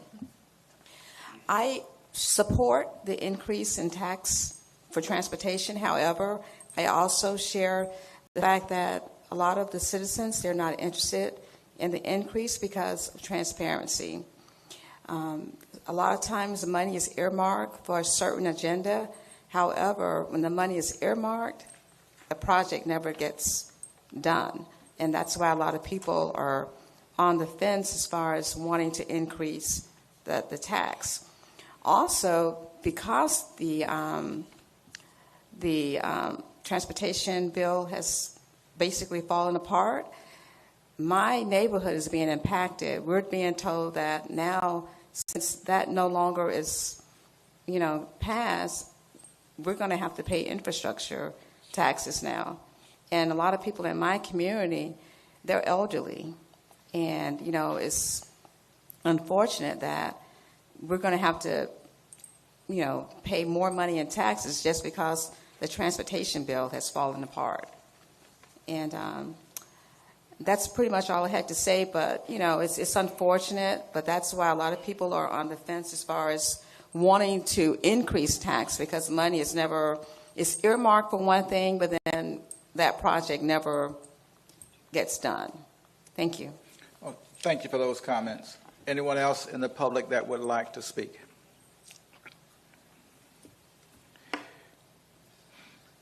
Seeing none, we're going to open it up for comments from the board. We're still in public hearing status. Any comments from the board? Member De La Patella.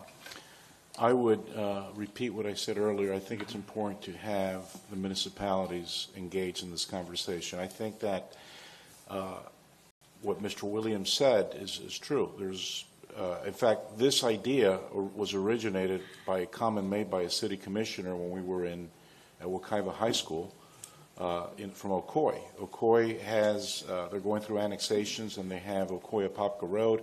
Apopka also shares that road with the county. There's development in the county-owned land that's impacting the city and vice versa. So I believe that the municipalities should be represented. I think we should have a broader board, more than 7 people. I'm not sure if 25 is actually the number, but, somewhere where there's more representation, where all the municipalities have an appointment to make to this committee. Mayor Demings, a year ago, had a tourist development tax advisory committee that had 36 appointees. They actually met right here. They put up conference rooms. There's plenty of room in this building, and these meetings were televised. I served on the transition team, and there was, I think, 37 people that served on Mayor Demings' transition team. So we can get the bodies in here, and these committees are not going to meet every, they're going to meet, what, once or twice, Tom? Is that? You probably could have about 4 or 5 meetings during the spring, and then maybe the fall 1 or 2, depending upon. But I think it's extremely important. It's going to also build more trust within this community for, at some point, Orange County may decide to go out for a transportation tax. Give you an example. Broward County failed in 2020 with the transportation tax. They tried to do it on their own. They went back they failed in 2018. They went back in 2020. They got all the cities involved, and then it passed. And now there's about $3 billion of new, there's rail, there's money for the bus system, there's new roads coming, because now everybody's benefiting. So I think more ideas, more people will bring more ideas. So thank you, Mr. Chair. Yeah, thank you. Just for a little clarification, and this is for the sake of the board and the public, we're not doing this for the purpose of approving or disapproving a tax. Right. We're doing this to set up a better structure for the public to be able to determine what their transportation needs are and to relay that to the Board of County Commissioners for a decision on transportation. Just clarification. We have a full board. Member Rashi? Or is that Member Callen? And then Members Staccato, Shower, and O'Neill. It's a question for the attorney. So we have this is our first public hearing. If we wanted to change the number on the board tonight, can we do that? Sure. Okay. Absolutely. Yeah, what I would recommend, and this is a good test case for all the different charter amendments that are about to start trooping through these next many meetings. What I would recommend is probably not blue sky changes as we do in the committee meetings and then, have 2 or 3 meetings to do it. We don't have the time. My recommendation would be if you had discrete changes, that could be clearly articulated, those could be incorporated into a motion on first reading. And at second reading, if that motion passed with, those discrete, clear changes, at second reading, it can come back to you with that final language. If there's any tweaks to that language, we have a discussion at that meeting. We throw it up on the board, we tweak it a little bit, and it's done. Well, Mr. Chairman, I had a great name for this committee, and then the rest of the committee said no, and so I dealt with that issue. I don't feel strongly either way about 7 members on the committee. And if there, Mr. Williams brings out a good point along with Mr. De La Portilla. So I would, I'm not wedded to 7. We have currently there's 2 ways we could do it. One is you could have X number 2 or 3 by each county commissioner, or you could figure out if the county commission would change composition, maybe just 2 per county commission. That would get us to 14. Not a very good way to do that, 14 people, but you could do that. Or you could do 2 by each commissioner, 3 by the mayor, and then it require that at least 1/3 of the board members are residents of a city and recommended by a city. Okay. There's some ideas you have there to do that. Thank you. Just a quick question of staff. How many members are on Metro Plan or the Regional Planning Council? They're big. Just a curiosity. Yeah. I don't recall the number. I think it's a lot. Yeah, there are a lot of folks on both their Citizens Advisory Board and on the regular Metro Plan Board. I don't recall the exact number. Well, we can look at I'm going to ask Ed, I can't remember your last name, Williams. Could you mind coming back to the podium?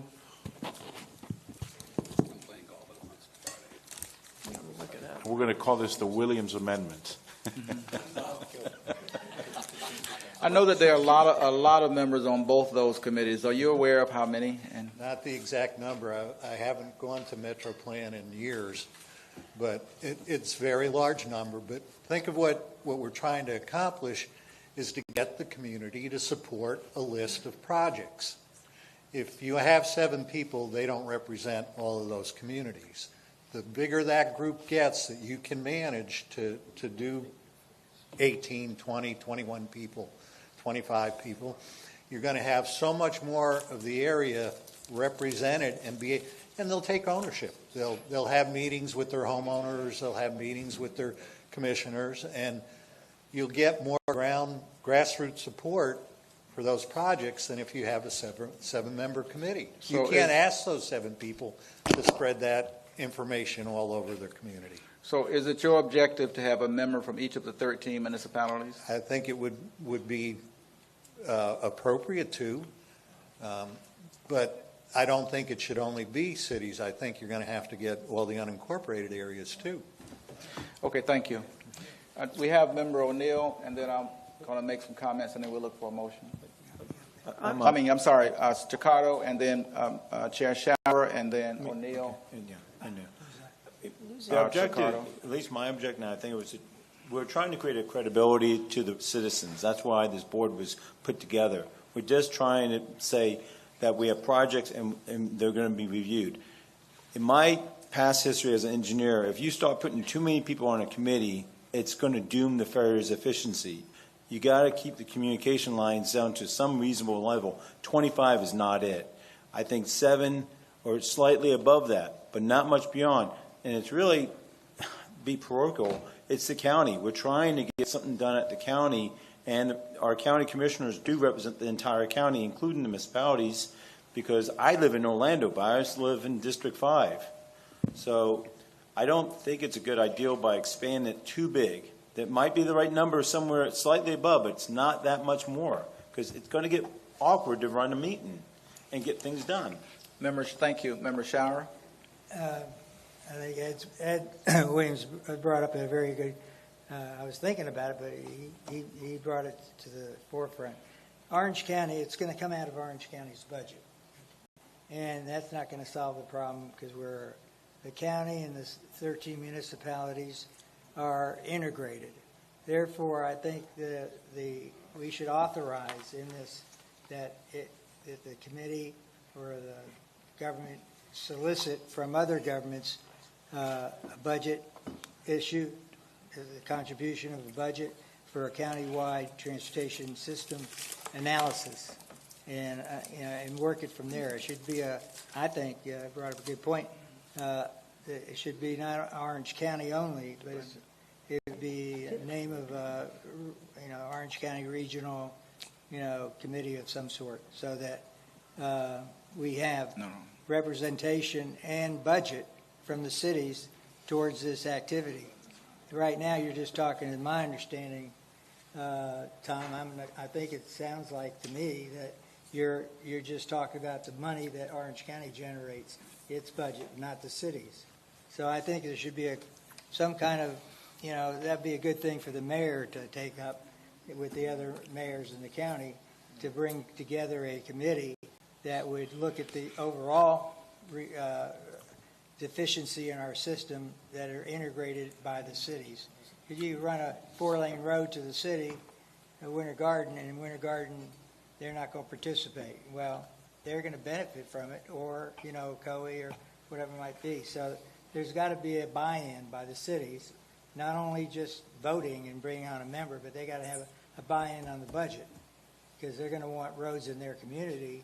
And it's not going to come out of. It's going to come out of Orange County's budget. No, I'd vote against that. Well, okay. I think, Mr. Callen, I think I made a mistake and knocked Member Weinsberg's name off the list. So Ms. Weinsberg, and then O'Neill, and then back to Member Callen. To Vice Chair Chira's point, I think we're missing the whole picture of why this was created and the 7 people. The 7 individuals are not elected officials. They are selected to oversight plans and programs and expenditures from the past and the present that are in the works that are feasible or not feasible, taking advice from whomever they ask. I just looked at MetroPlan. MetroPlan has 20 board members. They're all elected officials. They have 26 committees, one of which is city, one of which is county, one of which is federal, one of which is Florida Department of Highway.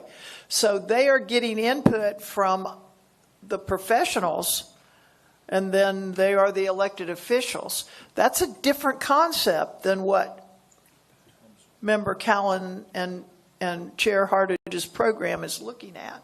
Is my understanding, and I hope I'm correct, that this is an oversight committee to review and take testimony from other folks that would come in and talk to them and work together. So the cities would be part of this. They would not serve on this, but they would be part of this. And let me just say that Seminole County tax, I think you all know I was the director of 2 of those, got paid. I mean, my company did both taxes, and the way they were successful in Seminole County was to start with the cities coming up with their plans of what they needed to be encompassed in the tax 2 years out, and also the school board, which they made that an element of both taxes. And so by the time they were ready to put the tax to the vote, they had a huge network of folks that knew exactly what they were going to get for that tax. Actually, signs had been up on the roads and at the train stations that the 2 cent or the 1 cent tax was going to pay for some sort of activity there. So folks knew what they were voting on. And then after the first tax, they proved what they did. And they ran the second 10 year. And the second 10 years running out. So I'm not doing it again. It was hard. But just saying, that was how they did it. That's kind of what we need to look at here. We know we need it. We just need to tell what people it's all about. Thank you, Member O'Neill. Most I've ever taught. Thank you. I would, first off, like to agree with Member Weinsberg, probably for the first time since January. Hallelujah. Last year. So he's been wrong like now for 4 months? That's right. Or vice versa. The purpose, and let's get back to the purpose, is an advisory committee. It's not to vote on how money is being spent. It's to advise the county commission. The county commission is comprised of 7 people. They make decisions now that govern a lot of different subjects, not just their own municipality. When I hear 1 per municipality, then I'm thinking 1 for Oakland and 1 for the city of Orlando. And then the city of Orlando is going to say, why do we only have 1? We're so much bigger than Oakland. We should have 5 instead of 1.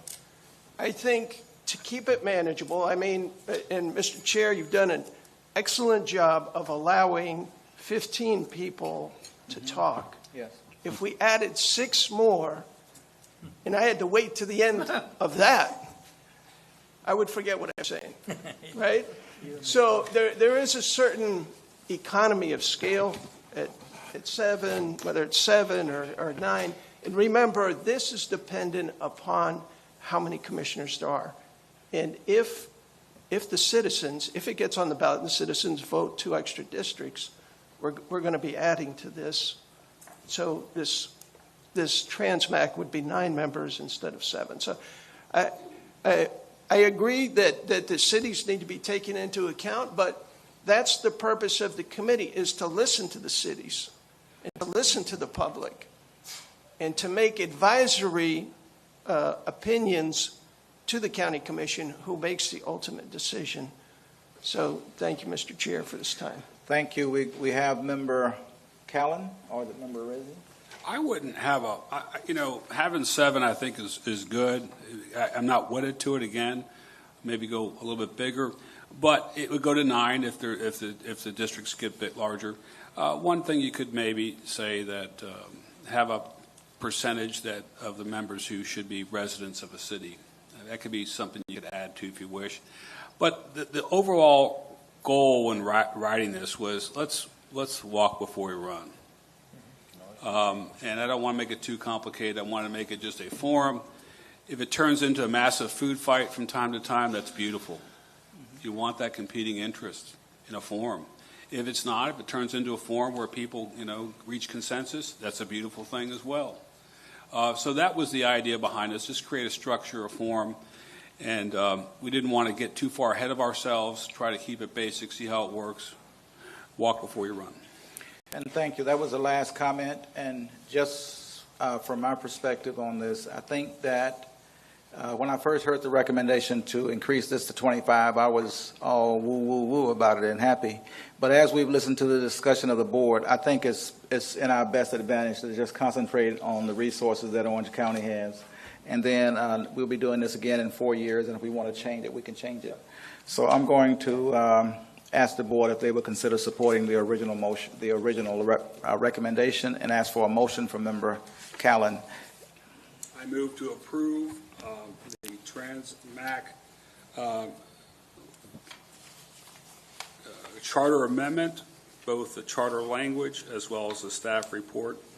And I would ask you to add into that as part of the first public hearing. As part of the first public hearing, and also then to set a second public hearing. Thank you. Is there a second, Chair? Grimmer got it. Grimmer, seconded by Member Grimmer. All in favor? And any discussion? Seeing none, all in favor of accepting the motion as presented by Chair Callan, please signify by aye. Aye. Any opposed by nay? Seeing none, so passed. Thank you. Congratulations. And We're going to go to the second public hearing, which is on governmental structure. And we have, our chairman of that committee was Member De La Patella, and he'll give us a brief, very brief presentation. We've had several, and then we'll open it up for public comments, and then we'll have comments by the board and a vote as part of our first public hearing. Member De La Patella. Thank you, Mr. Chairman. Deja vu.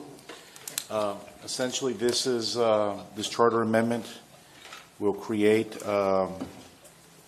reestablish the office of the county attorney in the charter, as we had in 1986, and then it was deleted in 1988. I'll read the charter language again. And this will amend the Orange County Charter to establish an office of the county attorney, who shall be the county's chief legal counsel appointed by the county mayor and confirmed by a majority of the full county commission and removed by either the county mayor or a majority of the full county commission. And then this will also strike line number 8 in section 402A of the charter, legal services. Well, we have a second, a motion and a second for discussion. Well, we're going to open up the public hearing. Vice Chair Shira. Vice Chair Shira, excuse me. We do need to open it up for public comment at this time. Before we get it on the table? Yes, yes, sir. Yes, sir. Okay, you're doing it not the way I normally. Okay, we'll open the discussion on the new program that we're asking the board to approve. Do we have any? Yes, Vice Chair Shire, I have one speaker card from Ed Williams. Okay, you want to call them up? Yes, Ed Williams. Ed?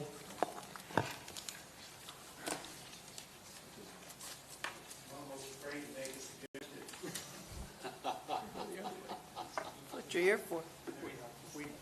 We're not implying to put city public officials on it. But on the attorney, I too have had conversations with district commissioners, and they don't feel like they're getting enough legal representation. Part of that is there are not a full complement of staff at the legal office at this time, and it's very hard to get additional attorneys. But I think under your proposal, Mr. Newton doesn't deal with code violations in a district. He doesn't deal with small fence issues. Your fence is on this guy's yard, or one neighbor's got 10 cars on his yard and he's turning it into a junkyard. Those aren't the issues he deals with. He deals with the big issues that are concerning the county and the mayor. I suppose it doesn't need to be in the charter, but he can have an attorney hired and assigned to deal with the commissioners, and that also precludes them from having any violations of the sunshine. Because, you know, I'm sure Mr. Newton can talk to the commissioners and not tell the mayor what they said, but there's going to be opportunities for some overflow or issue.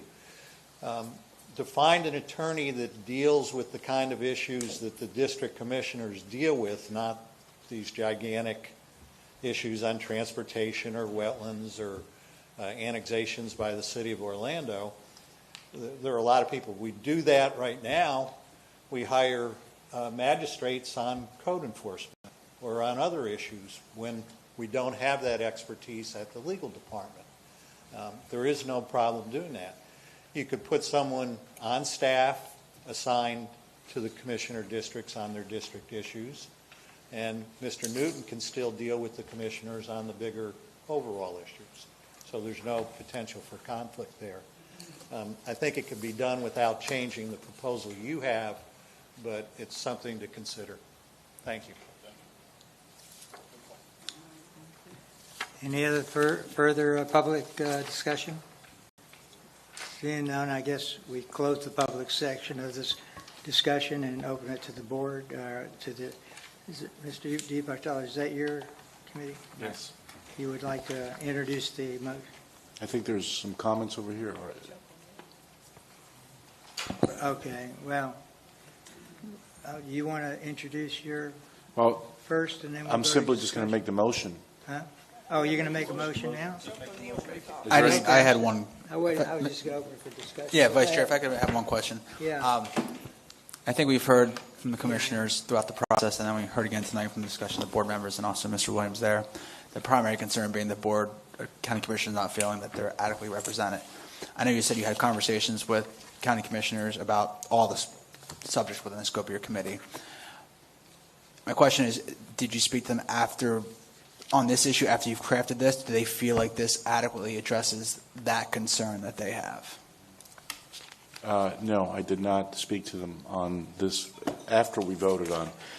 Their comments were echoing what's been said, is that sometimes they do not feel that they're adequately represented and by the county attorney. We've heard that a number of times. We've heard that in public comment. We've heard that at our meeting, at our various meetings. But specifically on this, what we came up with is at least restoring the office of the county attorney in the charter. I think I have not had any direct conversation with commissioners on that. Yeah, I would say that's my primary concern. I wouldn't even know if I call it a concern, but question I would have is I'm not sure this adequately addresses that issue. I know it adequately addresses, I agree wholeheartedly that, it was taken out of the 1988 charter, I think probably inappropriately after that vote. So I understand wanting to restore that to what it should have been, and it should never have been removed. But that's the one outstanding question I have is, because it's kind of putting them all under the same pot of attorneys that they work for the mayor, they work for the departments, they work for the county commissioners. So they're kind of representing the county as a whole, but I think we also mentioned there could be some sort of, not conflicts, but if they're county attorneys representing the mayor and the commissioners, if there's some sort of disagreement among those parties about whether they can adequately represent both parties, effectively or without conflict. We did discuss in our committees, we did explore an attorney only to work for the county commission, and that can be done. In fact, it was mentioned by Member Wilkes that when he was county attorney, there was a county commissioner for District 4, Clarence Hohenstein, that wanted to have attorney-client privilege, and they assigned a county attorney. I think there's a policy which still stands today that a county attorney could be assigned to solely to work with the commission. However, I believe that that's more of a policy decision that's made by the board, where they can, during budget, they can create a position within the county attorney's office to somebody that worked exclusively for the county commission. I don't know how you deal with the attorney-client privilege. That's above my pay grade. But I think that at least it brings the county attorney into the charter, and it provides a little bit more transparency in the whole legal department as well.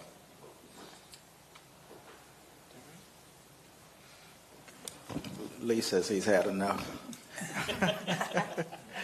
Member Callen. Yeah, all 19 charter county attorneys have this issue to deal with. And so, first job at law school, Palm Beach County Attorney's Office, Gary Brandenburg was a county attorney. He was really good county attorney. He'd tell the board members, that's not my issue, that's your issue. You have to fight it out with your fellow commissioners. My job is to represent that 3-2 vote and provide legal advice to the county and make sure we do a good job with it.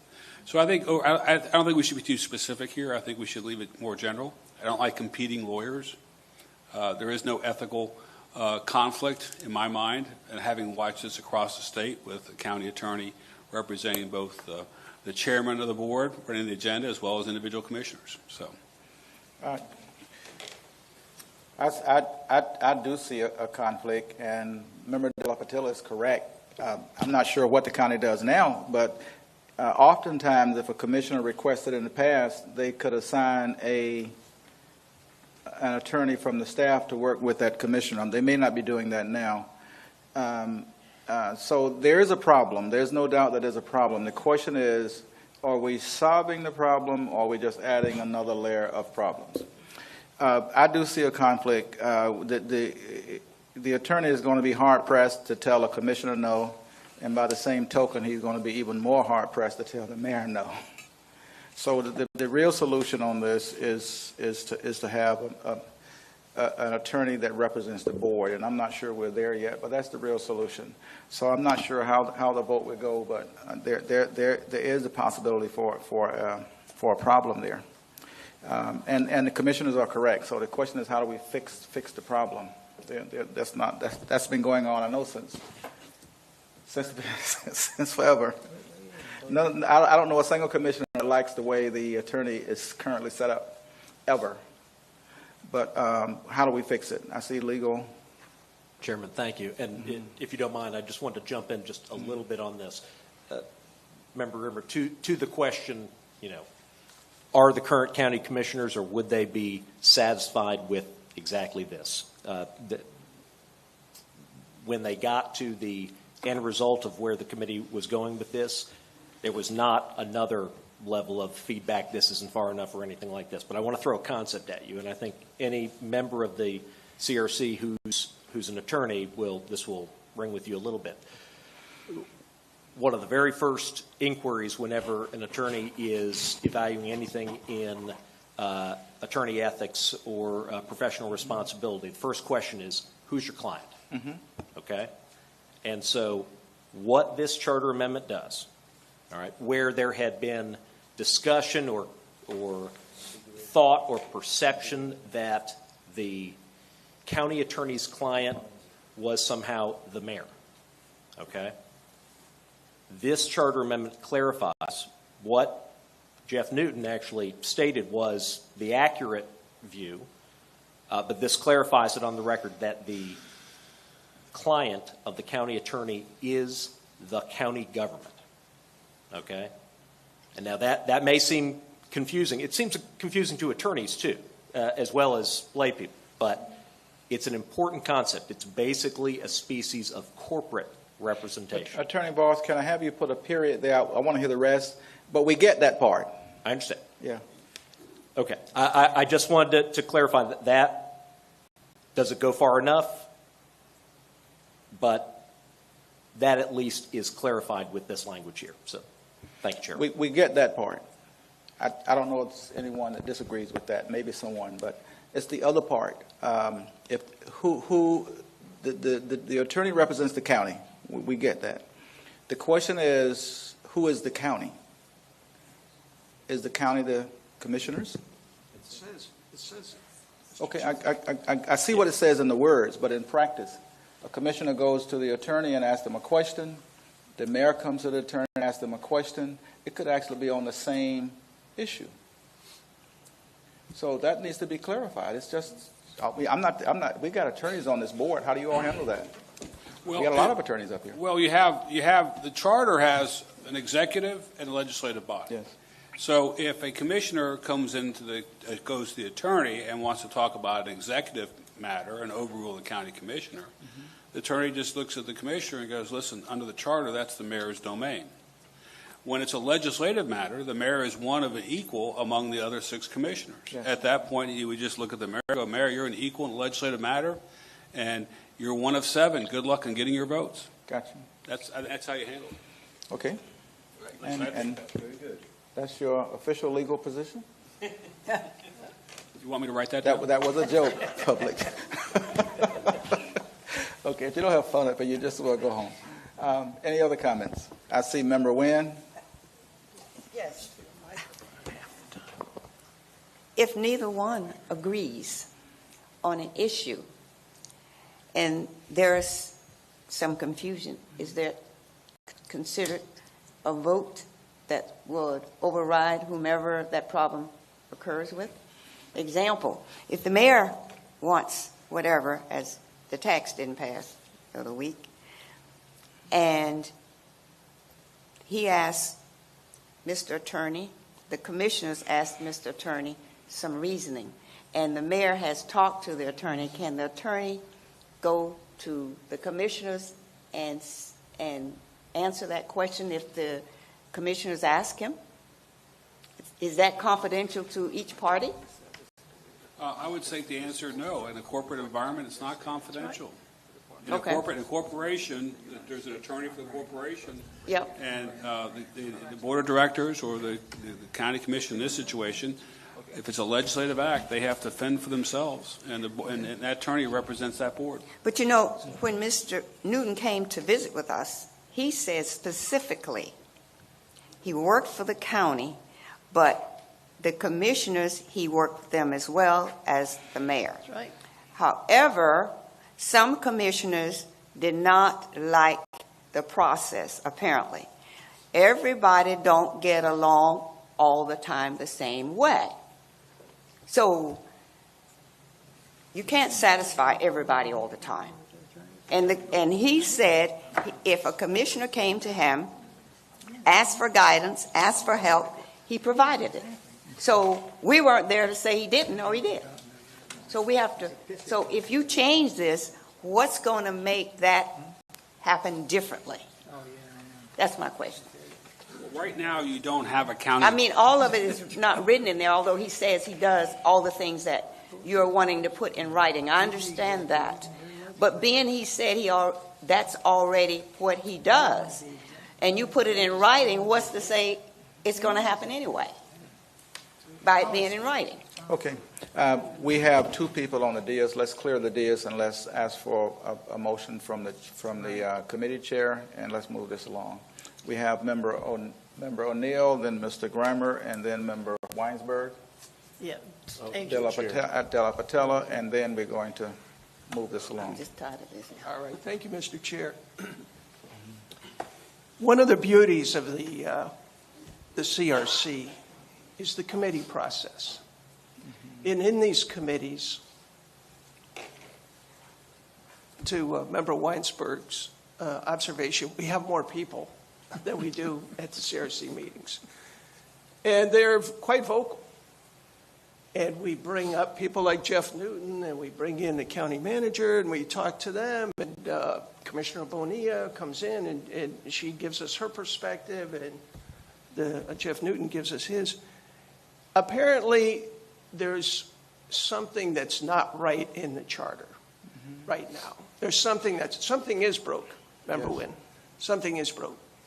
That the mayor's, the legal services is a division of the mayor. And when a commissioner comes to the county attorney and says, I want confidential communication with someone in your office, I'm sorry, we work for the mayor. Now, there has been, as a matter of policy, Jeff Newton said that he will appoint a attorney to deal directly with that commissioner in confidentiality. But that's a matter of policy. That's not a matter of the charter. And all we're trying to do here is put into the charter that there's a separate office of the county mayor, and that office is responsible to provide services to not just the mayor, but the commissioners all the way down the staff. They represent the county, to go back to Mr. Vosa's point. The client is the county. The client is not the mayor. And that's what we're trying to codify here is the current policy that's in place now, and we're trying to cement it into the charter. I know it's not perfect, but it's a more perfect way of dealing with it. Okay, Member Grammer. Yeah. And So- then Member De La Patella.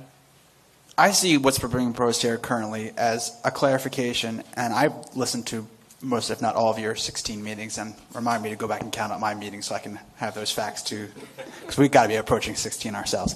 I listened to Attorney Jeff Newton, and then also Tom Wilkes and former County Mayor Teresa Jacobs, and they seem to all have had this policy.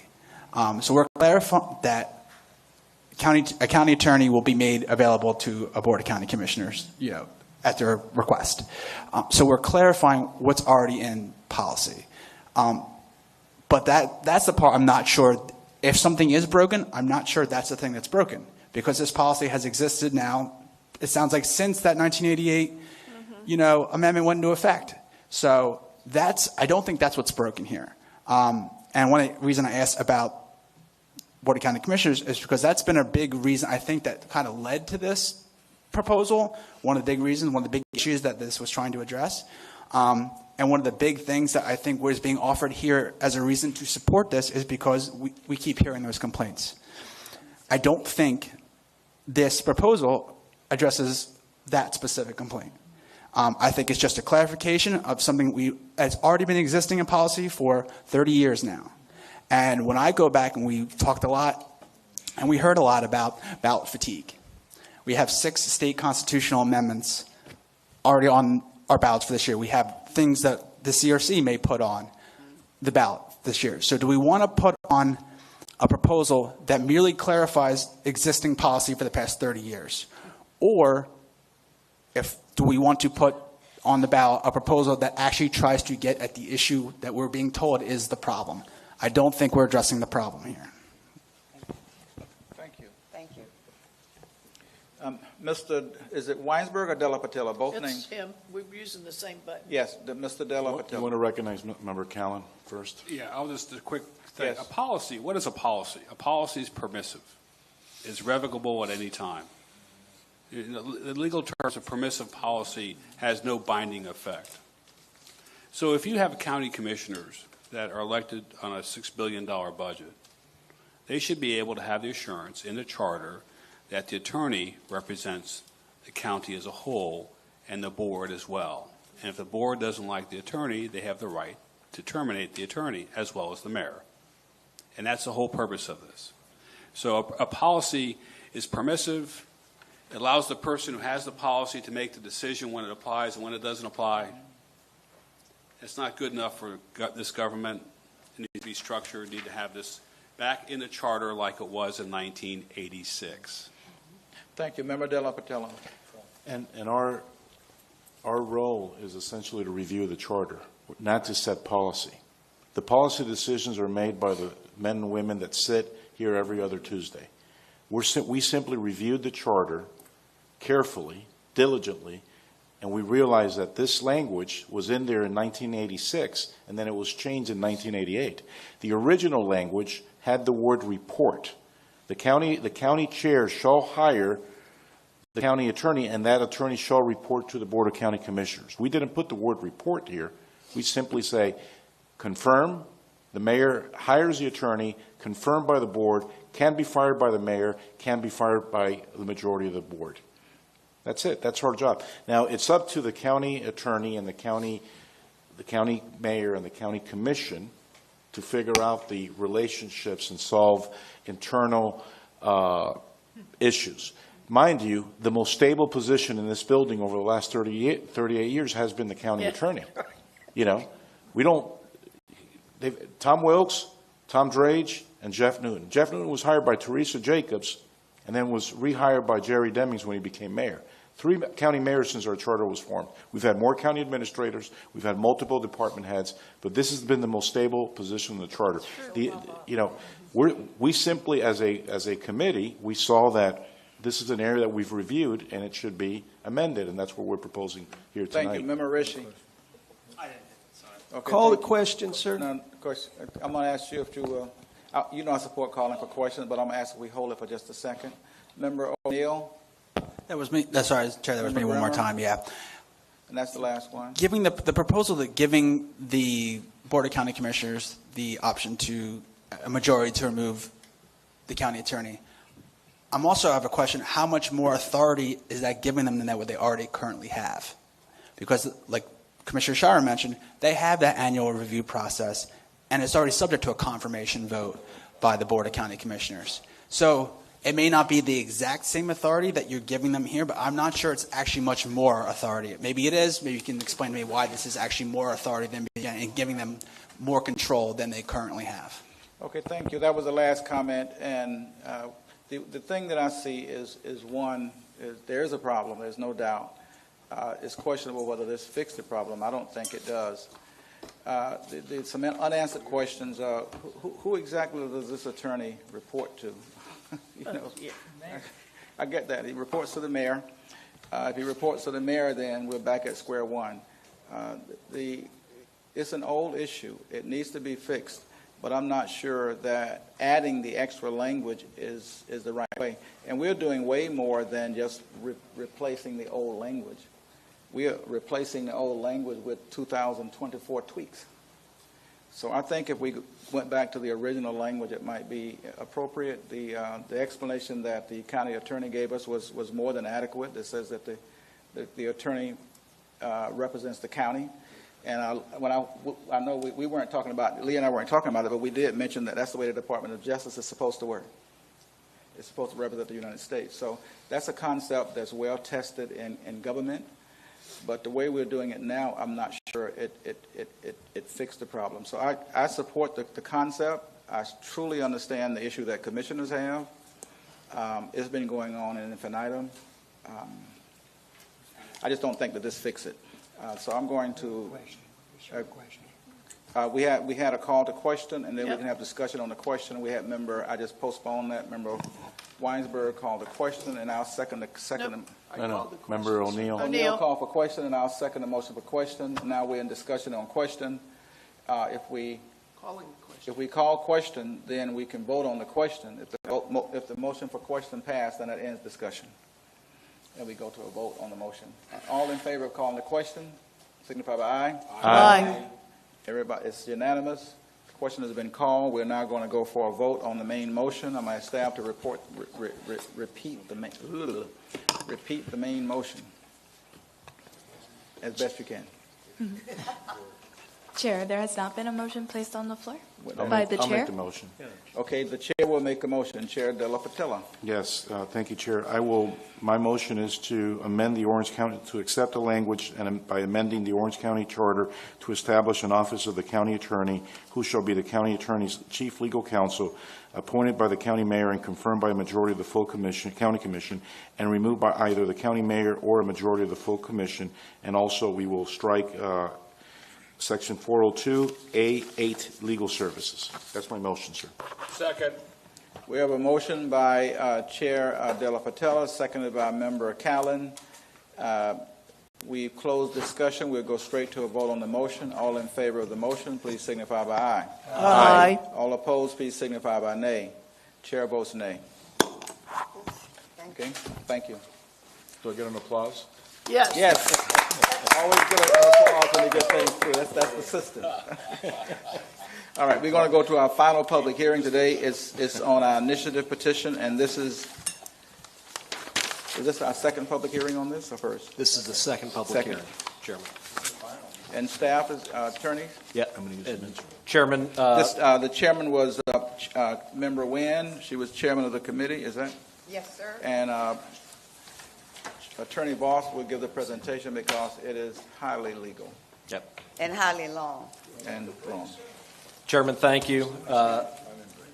Members, good evening. There's two. I've already taken. 1 second. There are members that want to take a break. I've kind of snuck out, but we want to take a 5-minute Chairman, break. if we want to take a 5-minute break, we certainly can. Yes. We have people leaving right now. Yeah, that's a good idea. Yes, 5 minutes. Yeah. It's not going to be much longer than this, right?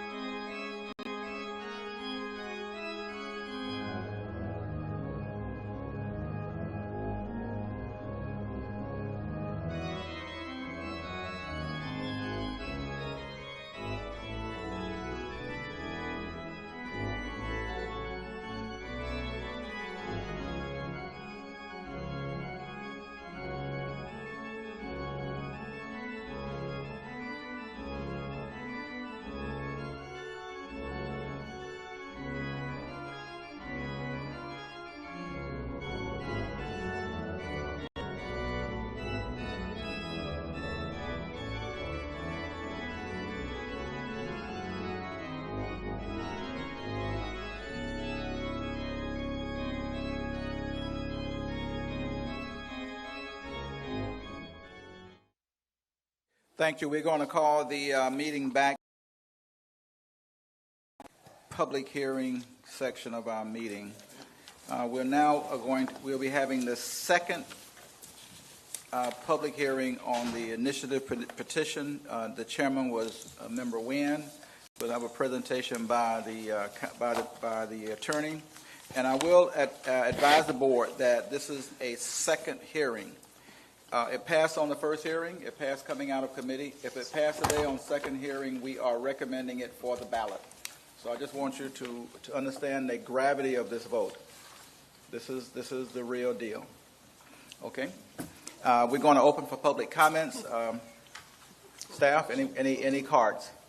I do not have any cards, Chair. We are having a public hearing on the initiative petition. What the initiative petition is, issue is to clarify and simplify language in the charter that allows citizens to campaign, advertise, and bring issues to the ballot for the voters to vote on. It is currently in the charter. It is the belief of myself and some members of the committee that it's a little bit laborious, and this attempts to simplify it. That's what the vote is for. That's not the motion. That's the simplified nature of what this vote is about. This is the second reading we've had of any petition issues. Member Chairman Nguyen. Yes.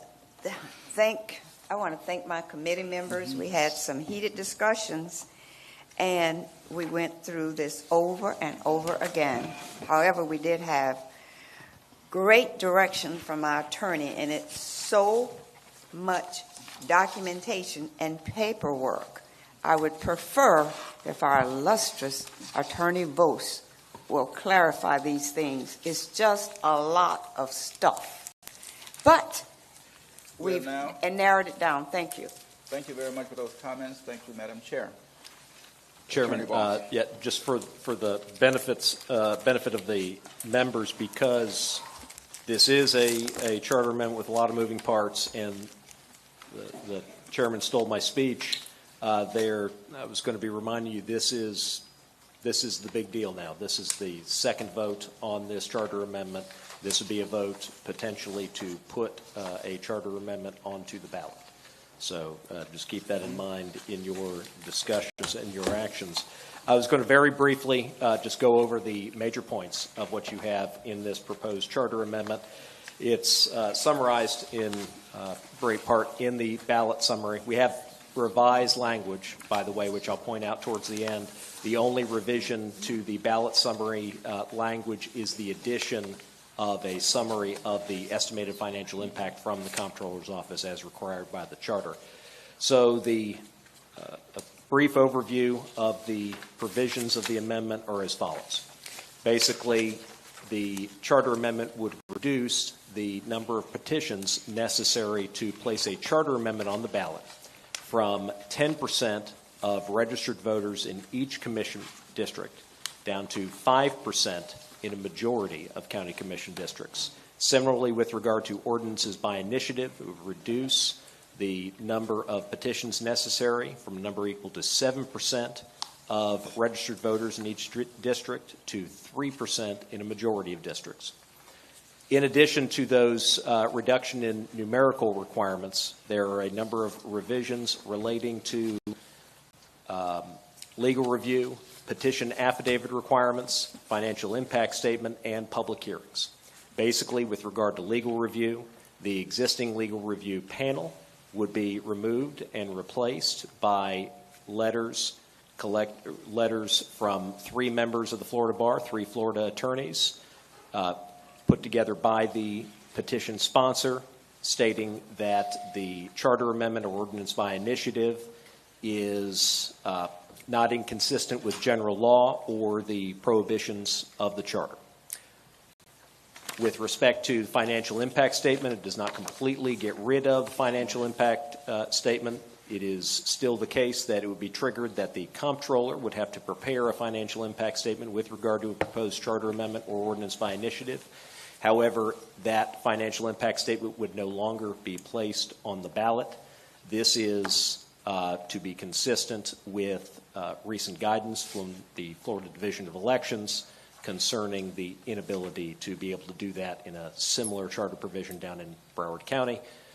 Further, with regard to the petition affidavit requirements, as discussed at the last meeting, there are a reduction, not complete elimination, of the affidavit requirements that are incorporated into the petitions that are collected, contrary to what is in the current charter, which requires both volunteer and paid petition gatherers to fill out an affidavit and sign them under oath.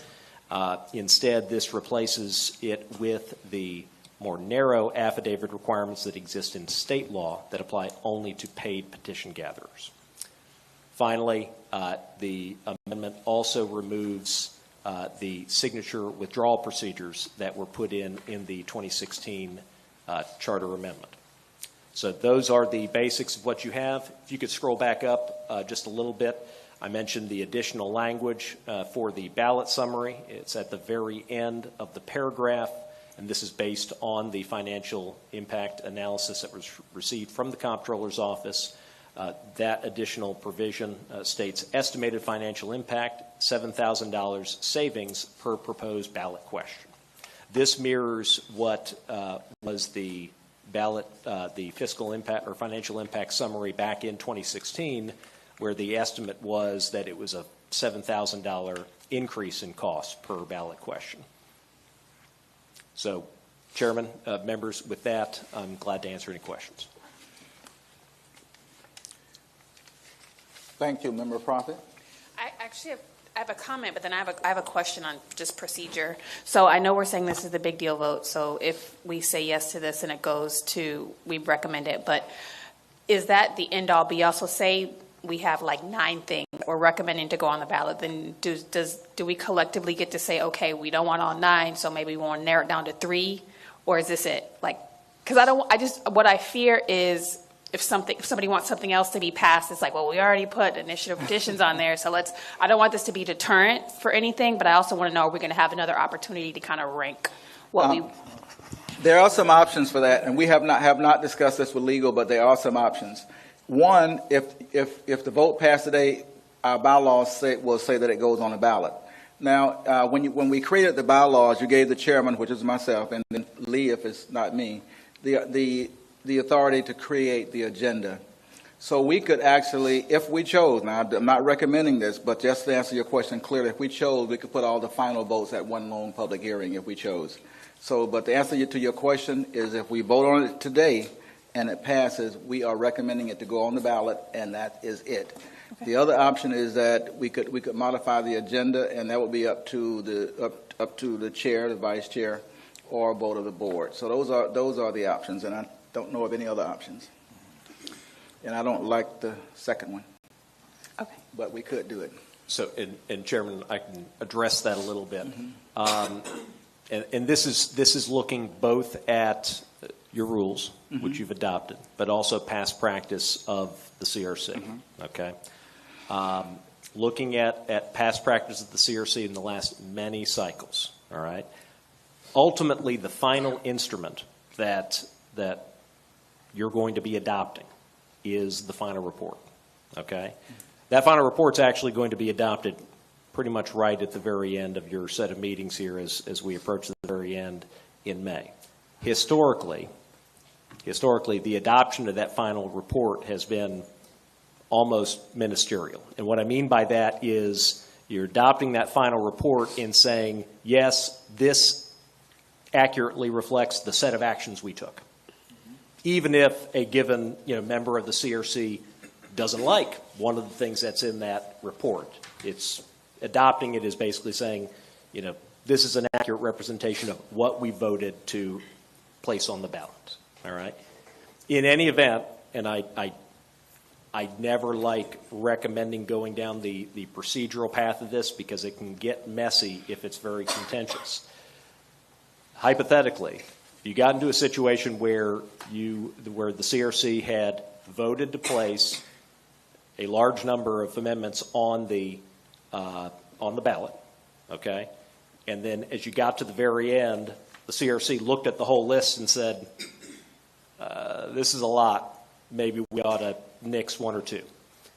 There are procedural mechanisms in Robert's Rules of Order, which you have adopted through your rules, to revisit and say, yep, these are just not that important. We're going to take a new vote to undo it, to not place them on the ballot. That procedurally exists. I wouldn't put much stock in it, because folks, when they see that you've taken a vote, that you're going to put it on the ballot, that's the decision they understand you've taken. Okay.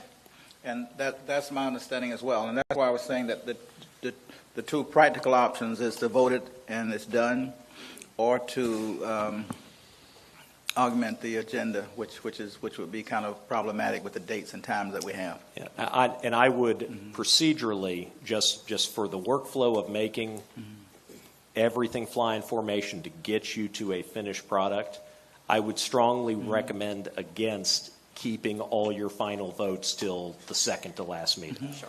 There will be no certainty until the very end, and I don't think that's going to serve the deliberative nature of the process very well. So what I would try to do is answer her question accurately, and I'm I've done satisfied. that. Thank you. Okay, the second thing, I just wanted to thank our chair for leading this. It was it was a great experience. I learned a lot, so thank you so much. I know this was very complicated, lots of language, and you did a great job. So thank you, and to the committee, everybody, thank you. I'm in support of this, and I just want to remind everyone of the amount of people that came forward, especially early on in our meetings, that talked about the importance and why they felt that it was an insurmountable, impossible task to get something on the ballot. And so I've heard some of the people that are against it come up and say comments like, we just don't need to make this process easy. I just want to assure the board that it's impossible now, and we're just making it very, very hard. It is still not easy the way that we've amended this. So we worked really, really hard. I'm in support of it, and those are my comments. Thank you. Thank you, Member Prophet. Member Vice Chair Shira? Dottie or Mr. Ross, could you tell me, just kind of in simple terms, the difference between A and B? I know one's an ordinance, one's a change in the charter, but in essence, and why it went from 7 to 3 on one and 10 to 5 on the other in terms of, the petition majority. Just to recap it. Yeah, sure. To the policy of why the committee chose to recommend reducing them in those amounts, I would throw it to one of the committee members. Okay. When it comes to that committee, as with all the committees, ultimately I was a mere scribe in making sure I was getting it down accurately. The difference between the charter and the ordinance, you're talking about the ordinance, Orange County ordinances versus the charter?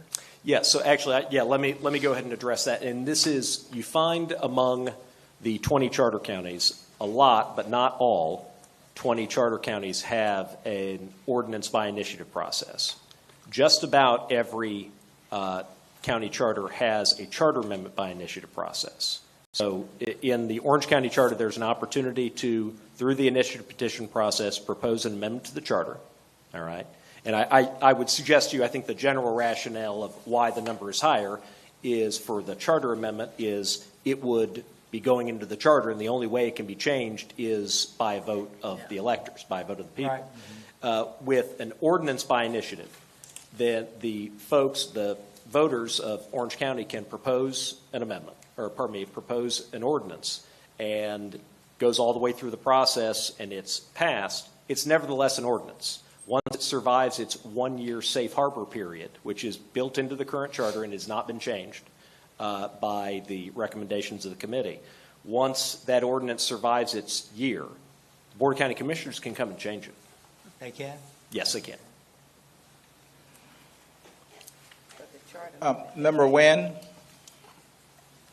I can get your last. That's okay. I'll just let someone else speak. Member Weinsberg? Yes, sir. I'm opposing this, and I'm opposing it for the following reasons. What Mr. Bender put earlier in the evening. 27 people can get 1,000 petitions each, and this has satisfied your requirements. That's a piece of cake for petition gatherers. Second of all, the volunteer petition gatherers do not have to sign an affidavit that they were signed in front of them and that they are the real person on that ballot. So consequently, we are now ballot harvesting or petition harvesting from one person going and picking up a massive amount of them. So that 27,000 would be perfectly easy to get in probably a month. Thirdly, we're not asking every single district to comply. We only need to have, 4 of 6. So consequently, 2 districts would be disenfranchised in actually weighing in on this program. And I lived through the pregnant pig era of the state constitution initiatives, and I don't ever want to have frivolous initiatives put on our charter that we have to live with and somehow deal with for ad infinitum for our children on until we get it off. So that's my main objective, but I'm going to vote no. Thank you. Member O'Neill, or is it Griner? Thank you, Mr. Chair, and I would like a second bite at the apple if more members raise issues with this. The first, I'd like to talk about where did the 5 come from? Where 5%? How did we get there? In the committee, we tried to mirror what the state requires to get a constitutional amendment on the ballot. And what they require is 8% of the electors in the last previous presidential election. So because we're talking about Orange County and not state, and we're not talking about a constitutional amendment, we're talking about a charter that's going to be voted on. And as we know, as this committee painfully knows, all it takes is one state senator to sneak a preemption into a bill and it's all over with. So keep that in mind. So the average general election turnout in Orange County from 2014 to 2022 was 59.87. 80% of that is 4.789. That's where we got to 5. We rounded up to 5.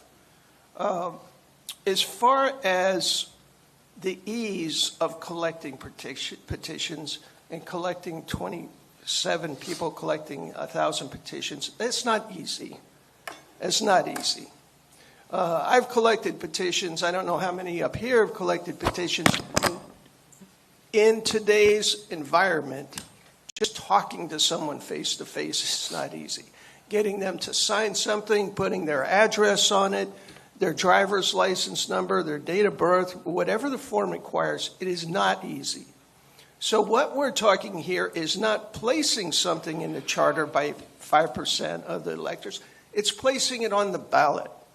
And once you place it on the ballot, the electors, all the electors, everyone who shows up for the general election votes on it. And if they agree with it, it goes in the charter. So just to cover the points, those points, and then finally, there was an issue raised last time about withdrawal of signatures. Again, trying to parallel the state, that was challenged in state court. It was a state law that you could remove your signature from that you had signed, that you could come back and renege on it. And the Supreme Court ruled in 2009 that the state law that allowed that to happen or required that to happen was void. So again, these were not numbers that we pulled out of our hat. These are numbers to parallel what it takes the state, what the state requires to get on the ballot. So that's the rationale behind almost all of this. It's centered in the state. When it comes to the majority of the districts, the state does the same thing. It says you have to get 8% in the majority of the congressional districts. So that's where that comes from. Thank you. Member Staccato.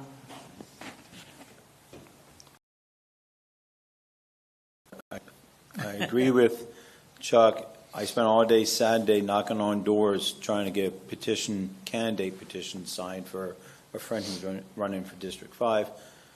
I knocked on 100 plus doors and I got 10 in 5 hours. I was doing it by Linda Stewart Manor by bicycle. So I was riding around all of downtown trying to get signatures. People will not answer the doors. When you do get the door open, they will say, I don't sign petitions. And you try to explain it. It's a candidate petition. You don't have to agree with the person. They don't. There's a real negativity out there, and it's really difficult. And whoever's doing it now is definitely seeing it. So I do think we should move forward. And if this commission does approve X number, then so be it.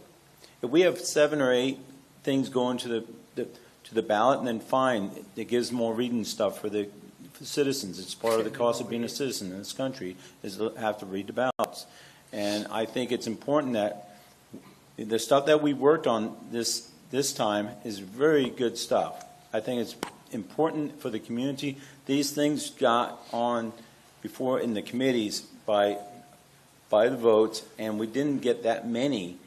And this is an important thing. The initiative petition is very important, and I definitely support it. Thank you. Member Nguyen. Yes, I was the chair of that committee, and my 2 friends on the other end down there, commissioners, I did not agree with it. I voted against it, and I'm so sorry. Yes, we worked hard. Yes, we had different disagreements, arguments, whatever you want to call it. But I think that, as I mentioned before, the citizens, those who really, really vote, they have read this. And then if you change it, it can confuse them to a degree because they're not accustomed to this 5% and 3%. You know? I mean, the 3% and 7% from 10% to 5%. You know, and from 7% to 3%. They are just not accustomed to that. So I was the chair of that, and I wholeheartedly did not agree with it, and I still don't. So it passed, but I didn't agree, and I don't at the moment. Which part that you not agree with? Just curious. I don't agree with changing the percentages from 10 to 5 and from 7 to 3 in the percents in the majority of districts, and removing signature withdrawals. You know, that means anybody can come out here and say, sign this, sign that, and you can do it. Yes, people are not opening doors now. It's too much criminality in our area. However, I don't agree to changing it. We have Member Rishi. Member Callen. I thought many of the changes here are really good. It cleans up the petition process and makes it more accessible to people. And I was wondering if we could treat that issue separate from the percentages. You know, maybe keep the percentages where they're at, but make those other changes that the committee recommended to clean it up, to make it more accessible, less burdensome on people. So that's just my suggestion. I'm going Mr. Chair. Mr. Chairman. Member De La Patilla. I'm not so worried about the percentages. I'm more worried about in a majority of districts. As I'm reading this, and to echo what Member Weinsberg read, currently we have 6 districts. Mm-hmm. So if you are going to seek petitions, you can only, a petition gatherer or a petition group could really just focus on getting 5% of the registered voters in the majority of county district, which is 4 out of 6, right? So you're disenfranchising 2. And if we go to a 9-member district, if we add 2 districts to 8, they would do 5. You're leaving 3 out. I think I'm not percentages. I don't think it's the issue. It's the in a majority of districts. I think that's actually. No, I was just going to say, your alternative would be to have that many percentage in all the districts? I would strike in a majority of districts, just have the percentage, because right now, the way the language is written, you don't need the majority of the districts. You just need, I think it's 75% of the minimum number of required signatures. Councilor, could you Mr. Patella, we, Way in here, making sure that we Mr. get- Patella, we kind of get it without doing the math. I'm with you, unless you just want to do the calculations. Oh, no, I don't think Member De La Portilla was asking about calculations. I think to express what you're talking about would be from the ballot summary and then implement in the charter language as well, basically just striking in each commission district. Yes. Oh, pardon me, excuse me, striking in a majority of districts. Yeah, striking in a majority of districts. The result being that it would require that it would be 5% of registered voters in each commission district or 3. And that is the recommendation that I was going to make as an amendment to this. And it just in full disclosure, this is one of the items that I recommended go before the committee. The current language is just not tenable. It basically says don't try it. And that's what we're trying to fix. So I think that if we could maybe just augment the language just a little to take a small bite first, keep the percentages where the committee has recommended them, and just strike the part that says all committees, all commission districts. Strike the in a majority of districts. In the majority of Where it says districts. majority And that would be, if I could offer, we don't have a motion yet, but when we do get a Mr. motion, that Chair. would be my friendly motion. So would you say? Could I make the motion? No, the chair would get to make the motion. So it has to be a majority in all? If I make the motion, I would recommend that we accept the ballot language as presented by the committee chair, Ms. Nguyen, striking the line that says Majority of districts. of districts. And then adding some clarification language in there that those percentages would apply per commission district. I'm looking at legal. blankets. I think that would be an accurate statement of the matter discussed. And that would be my motion. Is there? I'll second it for discussion. We have a motion. The motion is that we accept the recommendation of the committee, striking the one sentence that says, I'm looking for it, Majority of districts. majority of districts, and adding clarification language in the body of the language that explains that those are per commission district. That is my motion. We have a second, Discussion. and now we open for discussion on the main motion. Member O'Neill. Okay, you're going to go there. Right, I forgot to push this thing. Member O'Neill, you okay? I'm looking toward the commission. Mr. Chair, we've gone through a lot of machinations of numbers in the committee. If it is the wisdom of this commission to pass this along, requiring 5% in each district, 3% for ordinances in each district, in removing the requirement for a majority and making it in each district, I would support that motion. Thank you very much. Any other discussion? I see Vice Chair Shara and then De La Portilla. Yes. Okay, let's go with, you good? Well, I'm not sure exactly what we're doing here, other than the fact that you're reducing the numbers, which I don't think we should. I think it's proven to be pretty good, the numbers we have, keeping them the same they are.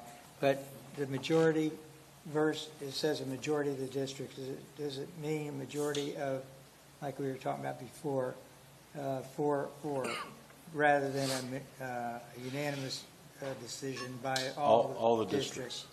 And I would be, it has to be in all the districts. Yes, Right. that is correct. But my question is related to That's the, correct. the estimated financial impact, 7,000 per savings per ballot. Does that impact does this change, does that change the No. estimated financial impact? No, I No, don't it believe it. doesn't. I don't believe it No. would. Yeah, because No, the because base. I have it writing from Okay. the comptroller. It doesn't change.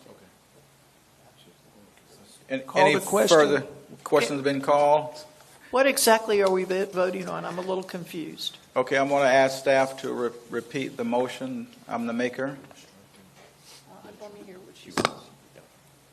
Thank you, Chair. Acceptance of ballot language with the strike to in a majority of districts and to add clarification language. Yes. So we're voting just on striking. not on passing this through. No, we're voting on the motion. The motion is to pass it as is with that, with amending the language, that, so that these numbers apply to each individual district. Yeah. In other words, you can't just come and get 3% and say that's it in District 5 or District 2 or 3. I just wanted to make sure if we were voting for the final time, or if this is an amendment or a change, or final- what exactly we're voting on. Final. I can, So to be, Chairman, to be crystal clear for all members, this is a vote to place the charter amendment on the ballot. And the charter amendment to be placed on the ballot is this one, except with the change, that we're changing it from majority of districts to effectively being in each district. Correct. Both for That the is- charter language, for the for- charter and for the ordinance. For both charter Yes, and correct. ordinance. Yes, that's what I've heard, and that's, so your vote on this would be to vote to put what the chairman just said and what I just said onto the ballot. Okay, onto the ballot. Here we go. and that way we're making it not easy, but not impossible. It still would be very difficult. But I think that's a fair balance. I wasn't on the committee, but that's would be my recommendation. We've had questions called. I'll second. Is there a second on the question? Seconded by Member Nguyen on the committee. Question's been called. A vote on the question. All in favor of calling for questions, signify by aye. Aye. Motion. Member Shower has further discussion. I want to ask the board for a little bit of leniency to hear Member Shower's comment. Did we call the question, sir? Yes, what I'm asking for. And we voted aye to call the question. Okay, that There should be means. no further discussion after that. Okay, no further discussion. So be it. We'll now have a vote. Chair, I'm sorry, Chair. The maker of the call to question was Member O'Neill? Was it? Yes. And the second was Nguyen? Nguyen, yes. Okay, thank you. Withdraw, Debbie. Dottie, withdraw your second. Lee is lobbying for withdrawal of the second. I just want to acknowledge that because I thought it was comical. That's government in action there, boy. All right, we're now going to vote on the main motion. All in favor, does everyone understand the main motion, first of all? Yes. Okay, all in favor of the main motion signify by aye. Aye. Any opposed by nay? Nay.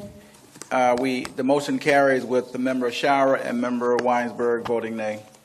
Thank you. Congratulations, Member Nguyen. Chairman Nguyen. Congratulations. We're now at the end of our agenda, but I'm going to discuss just a couple of things here just for clarification. I'm going to try to go back to the beginning, and I may have to ask for some assistance from staff. But we're trying to clarify our meetings going forward, and you're going to see our meetings compressed in April and May. It's been proposed that we do one on May the 8th, one on May the 30th. May the 30th would be the final meeting, which would be at 6 o'clock. I want to recognize our chairs and our members at that meeting, so I would ask if the members if we can do it at 5:30, so that we can have a little bit of a reflection and a little bit of celebration, so we can do that. Do we not have a meeting on May 20th? Yes, we do. Wait, do we? Yes. Yes, May 20th.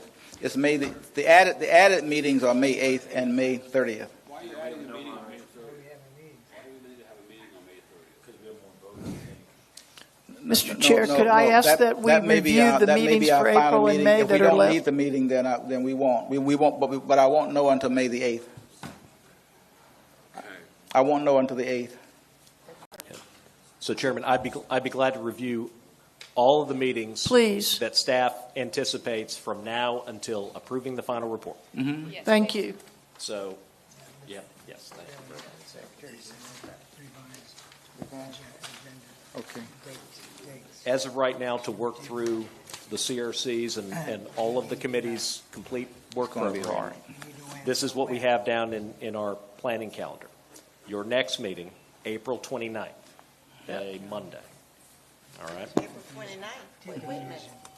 April 29th, And that, That's not the 30th then. April. We have a number of final reports still coming out of the committees and so on. So the first one be Monday, April 29th. The next meeting is, that we are asking for is, as the chair indicated, Wednesday, May 8th. The next meeting after that would be already scheduled, Monday, May 20th, and then a final meeting on, what day of the week is that? On the 30th, if On needed. On Thursday, May 30th. If needed. What's that? If needed, if required. So we are anticipating the need for that May 30th meeting for the final approval of the final report. Okay, Dan, As I indicated, the plan is that all substantive votes for matters of putting items on the ballot would occur prior to that date, but it would be done by the end of the May 20th meeting. Okay, May so- 30th meeting would be for approving the final report. My recommendation is just as a point of privilege, if we could get members to come a little bit before the 6 o'clock meeting, preferably at 5:30 on the 30th, so that we can recognize our chairs and move forward. Now, Mr. Chairman. yes, sir, I would, that's correct. Now, the other thing that I want to discuss is that as we get into these next series of meetings, the dates are going to be really critical and the votes are going to be really, really critical. They're going to be major votes. There will be some members who cannot make it to these meetings, and we at least started to discuss the possibility of having members appear by video. And I just in full disclosure, I've recommended not against that. So if you can't make it to a meeting, we respect that, but we ask everyone to try to govern themselves accordingly. And I will work with staff. If we have a number of members that can't make a particular meeting, we will try our best to reschedule it with this room. So Jessica will mail out a list of these dates. Can you do that tomorrow? And then we ask for your immediate response to these dates. Otherwise, these will be the dates. And in reference to people being able to vote by video, there's a reason that I didn't support that. I think we had one request from Dottie when she went to surgery, and this committee decided not to do that. But the other reason is that I'm afraid that if we go down that rabbit hole, it'll be very difficult to get out. The commissioners can't do it. She's taking over my speech. I've known her for 100 years. That's Don't say it now. okay.